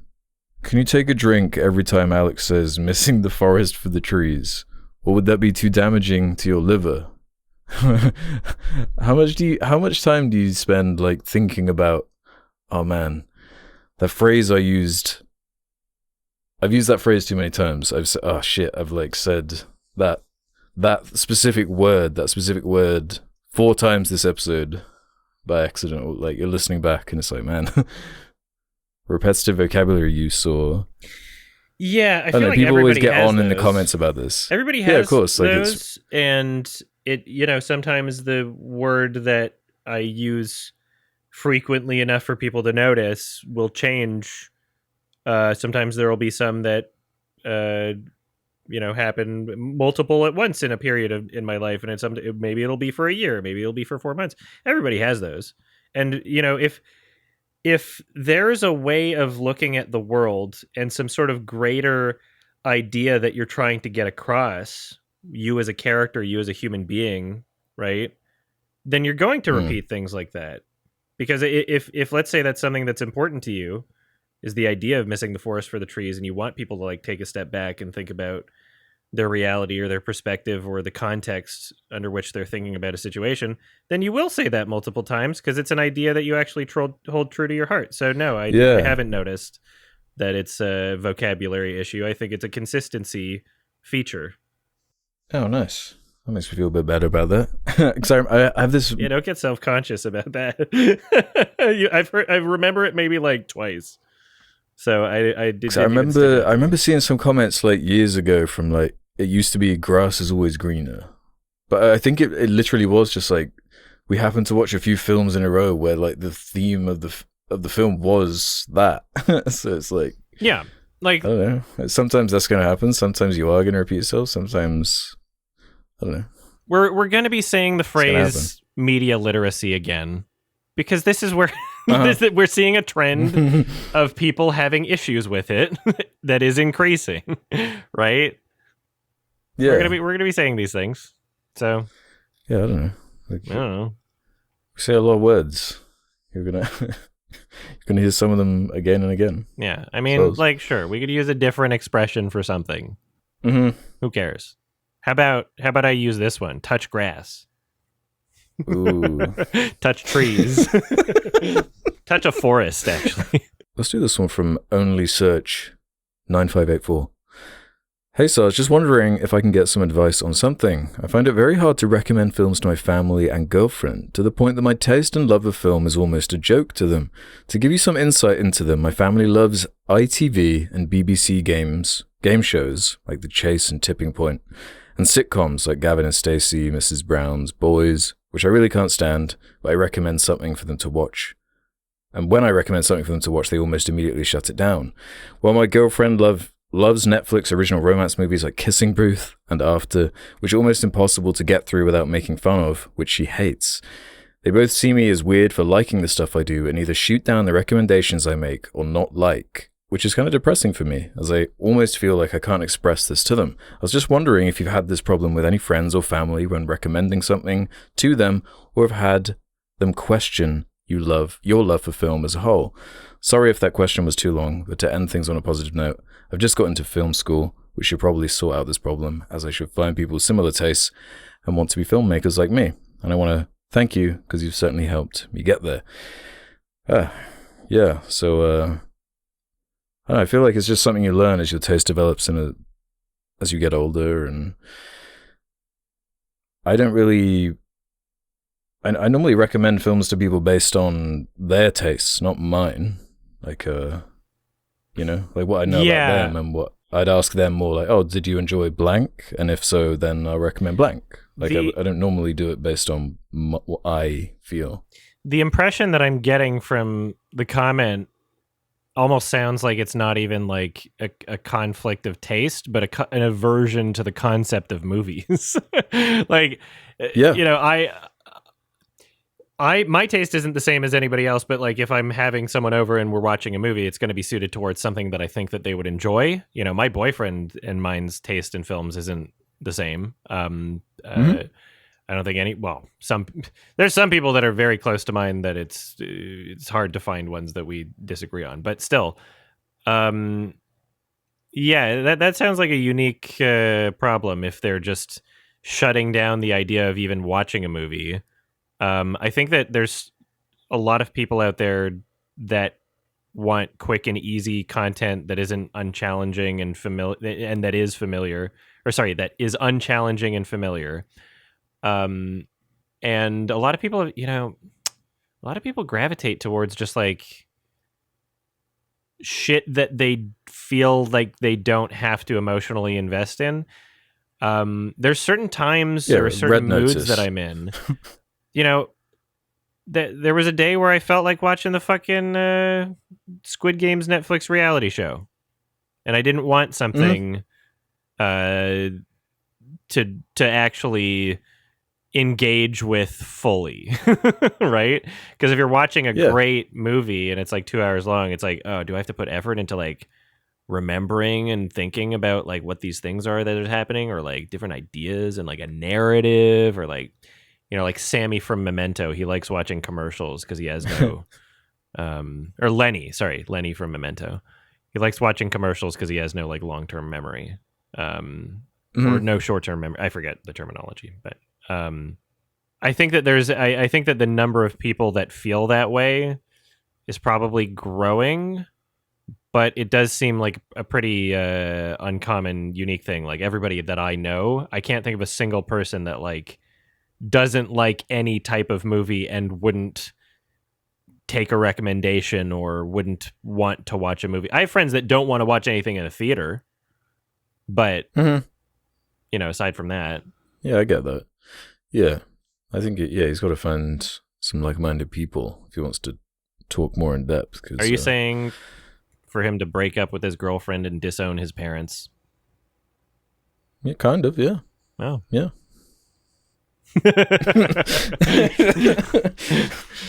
Damn, that's some good self-help right there. Yeah. Yeah. Come to us with your problems. Advice. We can give you expert life advice despite not knowing anything about you or your personal situation, and only from reading your comments. Some call us psychics. I call us angels. Go to angel.com/Sardonicast. Give us all your money, and we'll think about it. Oh, man. Yeah, I don't know what to do. I'm sorry, I can't give you advice. You know, it might be just a situation where, you know, your parents and your girlfriend aren't the only people that exist, and you know, if you want to do movie nights with like a circle of friends or find a new friend, there's like film lovers groups that you can find on like Facebook or like other social media like there's people that just do like movie screenings and stuff that are kind of open invite in any, I'm sure you could find in any city or like some towns, right? Those things exist. So if you just want to find other people in your real life that you can actually like invite to a new movie in a theater, and you know, you want to do it anyway and they want to do it, then go for it. And yeah, based on the stuff they said their family watches on TV, they're clearly in the UK. Yeah. I know for a fact, like, unless they get a VPN. There are many, yeah, to watch Mrs. Brown's Boys. But yeah, there are loads of cinemas all over the UK that, you know, they don't just play like garbage. There's tons of screenings for classic films and stuff that you'll definitely like. And what's a better way of meeting like-minded people, or at least being in the same crowds as them? And I don't know, you can find those connections, or I don't know, it is very satisfying to introduce people you're friends with and that you care about to art that you care about. Yeah. But I also don't like require that or expect that from everyone around me. Like, yeah, if my girlfriend doesn't like a film that I love, like, I don't care, really. Like, I'm more just curious in what other people's perspectives or experiences with the film are. I just don't. Yeah. Like, I have family members who, like, just don't care about film and watch it way more casually, and I'll talk about it more casually with them, you know? Like, it's not that big of a deal to me in that sense. I do understand it, though, because, you know, if art is a big part of yourself and your experience with art is a big part of yourself, then you're sharing that part of yourself with another person, and then you feel more connected. You know, we all have a desire to connect and be understood, and that's a way of feeling understood and understanding other people and sharing an experience. And so there is definitely that relatability aspect to it, but it doesn't need to be from just those three people. Hang out with some bros. Yeah, get some buds. Yeah, I'm sure you'll find some bros at film school that like. Yeah, maybe not film bros. Maybe don't do that one.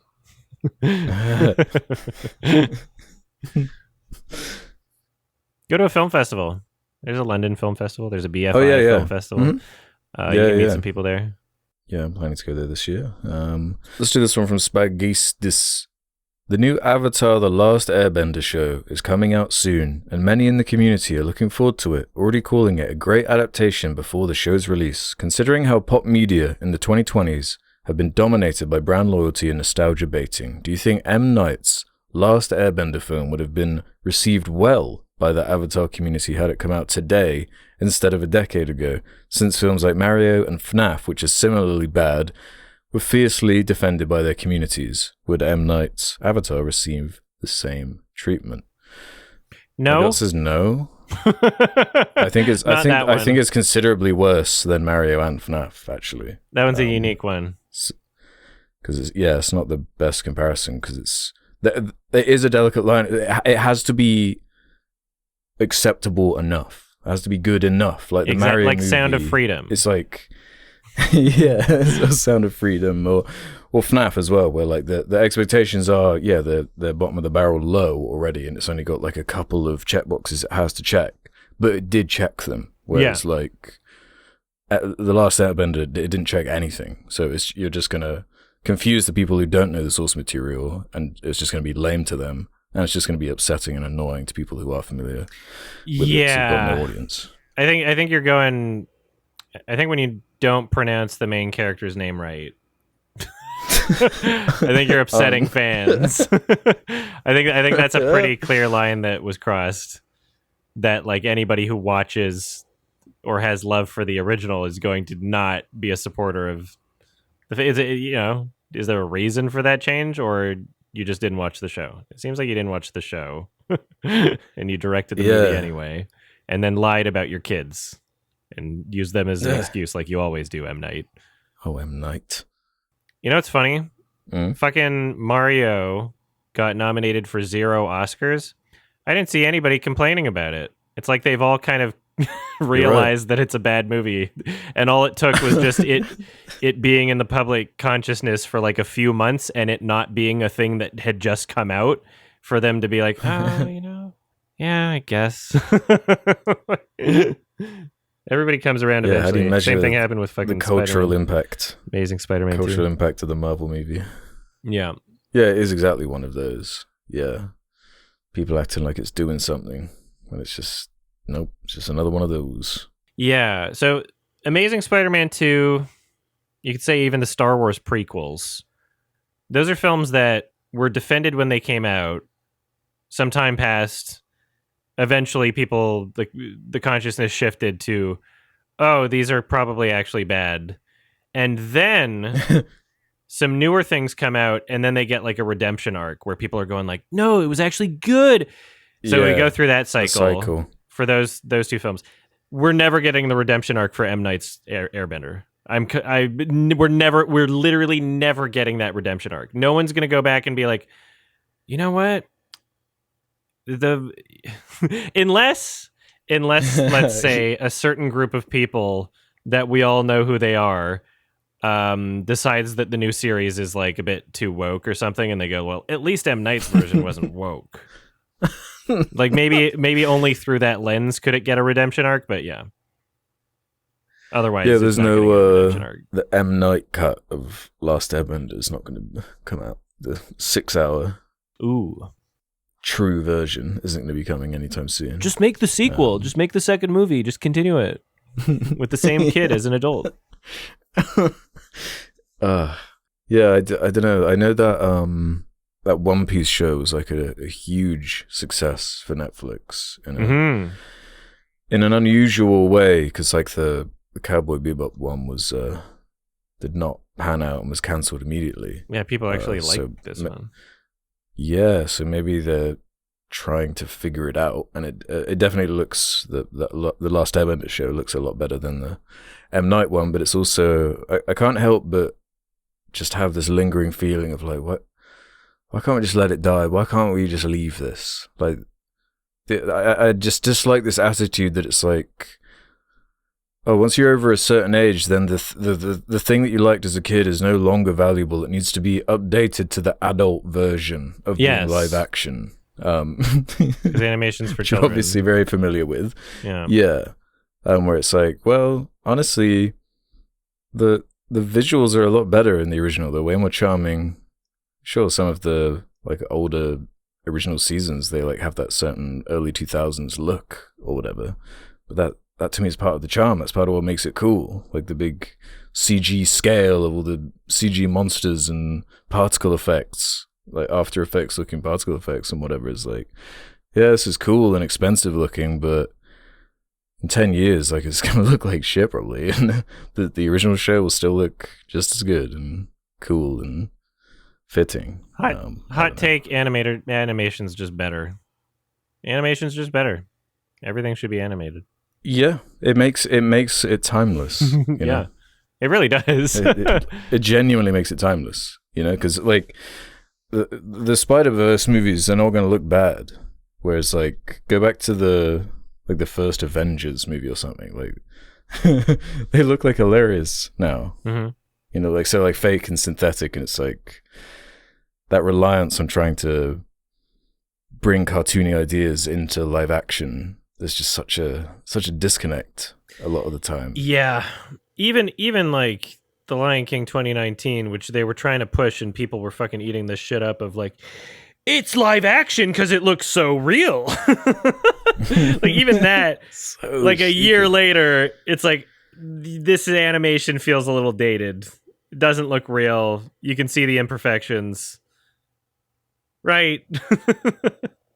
Like when you're going for that realistic look and all the computer animation, we still haven't, especially when you're trying to like blend it in to a world that doesn't have a thorough level of consistency to the visual style, right? When you're going for realism and you're trying to make it blend in with just human characters that are filmed, it's annoying, right?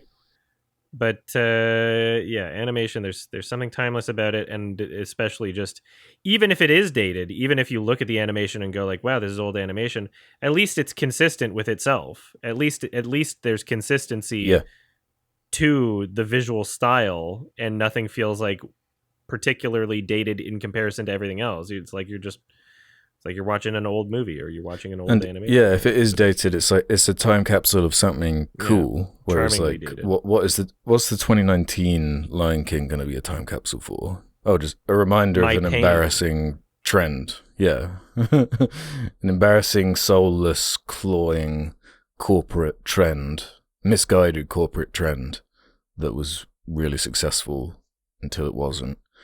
It was like the height of it. John. Thanks, John.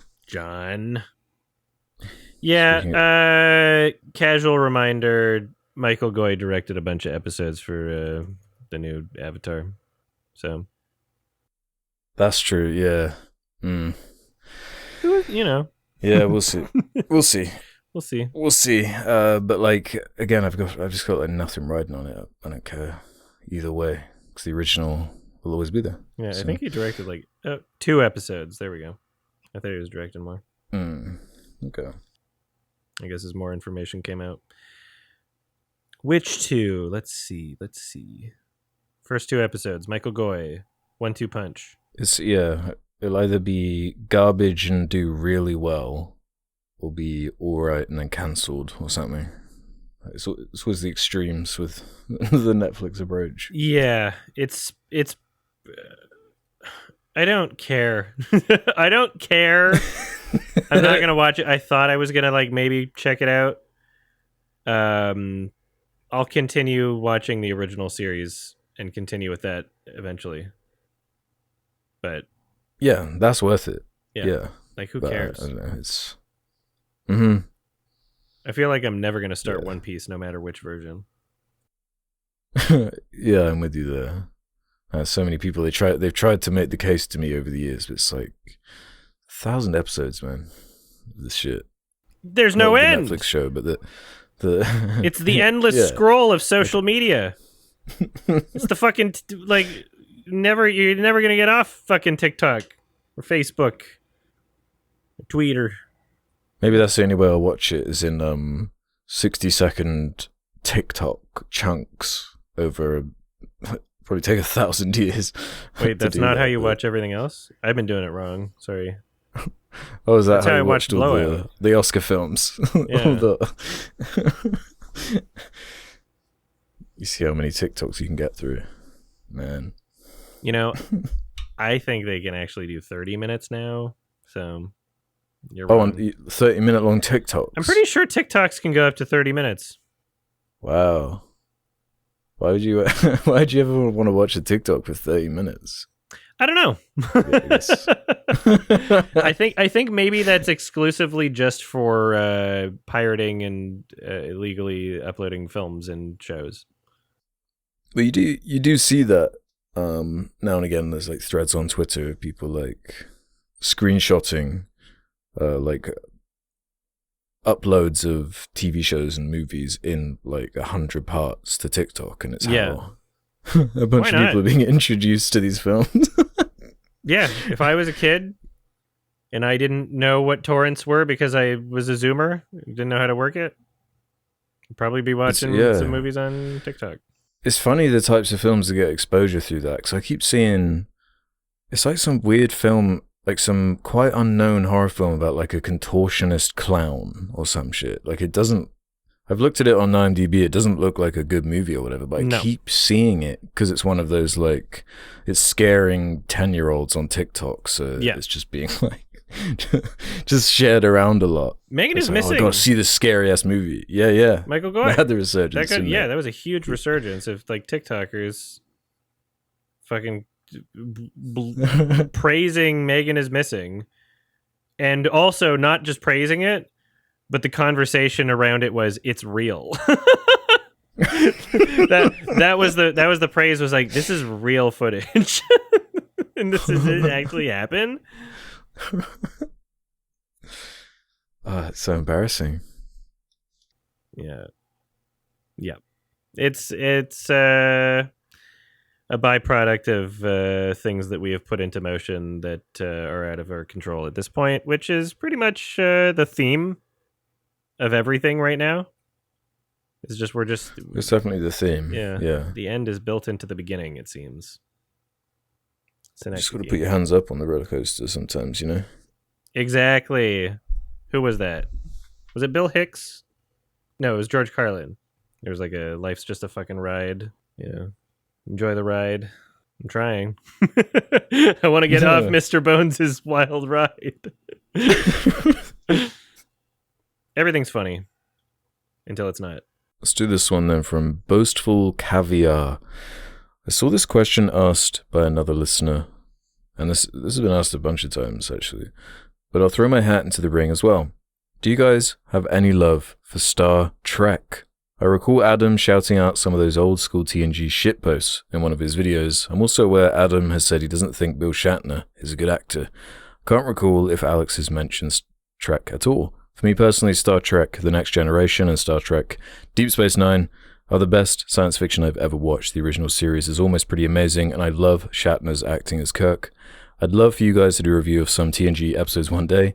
Star Trek is weird in a production sense. Paramount tried to take this niche sci-fi franchise that's beloved by many and turn it into a moneymaker akin to Star Wars. The modern 2000s era of the franchise has been extremely uneven in quality. Those J.J. Abrams movies split the timeline in two, and in general had terrible character writing. Star Trek Discovery kickstarted the modern era of the TV show content in 2017, but in the process was not consistent with the already established lore of the universe. If you followed Star Trek Picard at all, however, that final season from last year was phenomenal. IMO love the podcast. I'm guessing you're not a Trekkie. No. I've never been much of a Trekkie either. I've seen Wrath of Khan. I saw the J.J. Abrams one and the Simon Pegg Fast and Furious Beastie Boys one. The third one.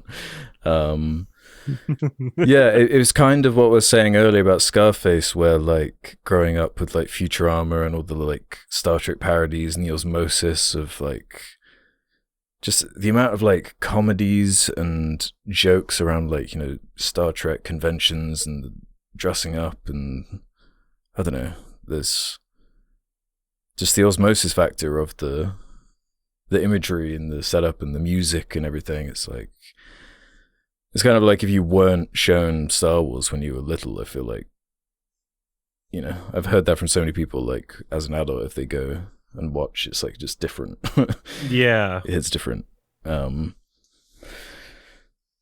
so I don't really have any particular strong connection with it, although I have always heard about, and I do love my sci-fi, like, and it is a cool, hopeful as we're just on that downer note, it's like a nice optimistic view of the future and the kind of philosophical ideas they explore, and the episodic format is quite cool. But yeah, I don't know if there's. It doesn't seem to be something where you need that much continuity, right? So if somebody wants to tell me what's the one episode of the original series that I should watch, and then the one episode of the next generation that I should watch, which I'm pretty sure I have watched like a full episode at a friend's house once, I just don't remember. Then I'll do that, but I'm not gonna. I don't have time to watch through the whole fucking series of any of them, and it's I would rather enjoy the memes. That shitpost playlist is Gazora, I think Gazorra, TNG edits. There's a playlist for them. They're so fucking funny to me. And I also like hearing people talk about those shows, both the original and the next generation. I like hearing people discuss them, but there's nothing about it that really beckons me to be a part of that fan base and experience it. Like there's so many other things I need to do that I don't know if I'm ever going to do it. Yeah, there is an intimidation factor there with it's like what I almost feel like I need a guide to. Yeah, watch this. You can forget about this. Yeah, it's less intimidation and more interest. Because there's things about it that sound interesting, for sure. When I hear people talk about it, but I don't know if the like pacing of the entire show, and I feel like I've seen enough of it to understand the pacing of both shows. I don't know if it's the type of thing that I really want to like sit down and invest a lot of time in. Yeah, maybe one day. It's more likely than One Piece for me. I'll tell you that much. Yeah, it's much more likely. If they had some fuckable aliens or something, then sure. But what are those things called? Klingons? That's right, yeah. No, pass. Humans, you don't like pass. Those foreheads. Yeah. Show me some fuckable aliens, I'll watch the show. Legit. Or that episode, just one episode or whatever. Well, yeah, true, actually. That's, I guess we kind of got, obviously the Mass Effect games were quite inspired by Hell yeah. Yeah, I love Star those. Trek. And there's a real fuckable alien in that one, so. Yeah. Damn, okay. Am I right? You did it, man. Yeah, there's more than one, probably. Yeah. I mean, there's that was like the Fox News hysteria over it, is that they made aliens sexy. I love going back to that video periodically. Yeah. Because, like, it was over Mass Effect 1 as well. But, like, the first one where you couldn't even have a gay alien relationship. It was just it was just straight alien relationships. Yeah, and like the sex scenes in question were like so tame. No like, nudity. The tamest shit you've ever seen. Yeah. So like the softest of soft. It's just that there was a stripper that was an alien that was the most humanoid alien ever made of all time, and just had like some tentacle hair instead of hair, and that's it. And it's like it looked like hair, and the rest of the body is just entirely just the ideal sexualized version of female body, exact proportions to what you'd find in a human being, and just blue skin or whatever. It's like, yeah, making the kids fuck alien. It's a mature rated game, Fox. Right? How do you think Michael Goy feels knowing that his film is really hot with children? How do you think he feels about the film where he got like a underage girl to talk about like taking cum shots to the mouth, getting raped by a camp counselor? We might have to censor those words if we want to be monetized. I'm sorry. Yeah. How do you think he feels about that being the movie that all the kids are watching? I think he likes it. All right, it's your turn to. He likes it. I think. Well, yeah, I think he's happy that he found success. Right? Oh yeah, Yeah, he must be thrilled. God Yeah, damn. and that must be very odd for like a decade later after this thing you've made. Like it's suddenly getting this like groundswell reaction. Because I've seen some like TikTok is like really changing the game with this kind of stuff. Because like, there'll be like bands who like released a cool album in 2014 that's now going viral on TikTok. So now they can like sell out huge stadiums and go on tour, and Yeah. some of them harbor like a certain like resentment though. It's like a band I saw that I like really liked in like 2014, 2015 had this happen to them. And like I saw them live and they were like kind of carrying this almost contempt towards the audience because like no one cared about anything that had been released after the viral album. So everyone was just like waiting for the viral TikTok hits to play. It was like a very weird experience. That's kind of quite a funny. new phenomena, I feel like. Yeah. But yeah, I guess what's my recommendation, huh? It better be something with a good social message. Oh yeah, the best social message. I'm glad you said that. Oh, no. Did I walk into something? Yeah, I really want to talk about I Am Sam. Fuck yeah! I haven't seen it. I was actually told. Somebody told me recently about it. As in, like, I knew it was a thing that existed, but somebody. Oh God. Yeah. Yeah. Somebody was telling me about their thoughts on it. So. It's the film that. Hell yeah. The joke from Tropic Thunder that everyone repeats. Oh my God, yeah. Is making fun of. So, yeah, this is the Jesse Nelson, Sean Penn, I Am Sam from 2001. Hell yeah! I couldn't have been more excited. So what that would be paired up with what Madame Web. The perfect combo. Oh my God. Madame. I Am Sam Webb. Madame Sam. Jesus. So, yeah. We're going to have a fucking crazy next episode. Yeah. What have you done? What have you done? The stars of damn. Holy shit. I'm so excited. If you don't want to be spoiled for I Am Sam, a 2001 film directed by Jesse Nelson, watch it before the next episode comes out. These episodes come out every 2 weeks. And you can listen to them early by going to sardonicast.com. Sign up for premium. It's only $2 a month, or go to patreon.com/sardonicast. You can support us. It's so cheap.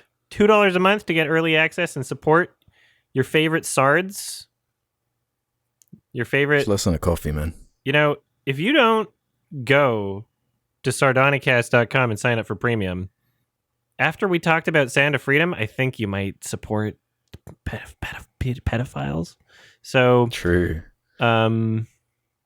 Now that we've talked about the movie, you have to, we will end child trafficking through the money by continuing to meme on Sound of Freedom.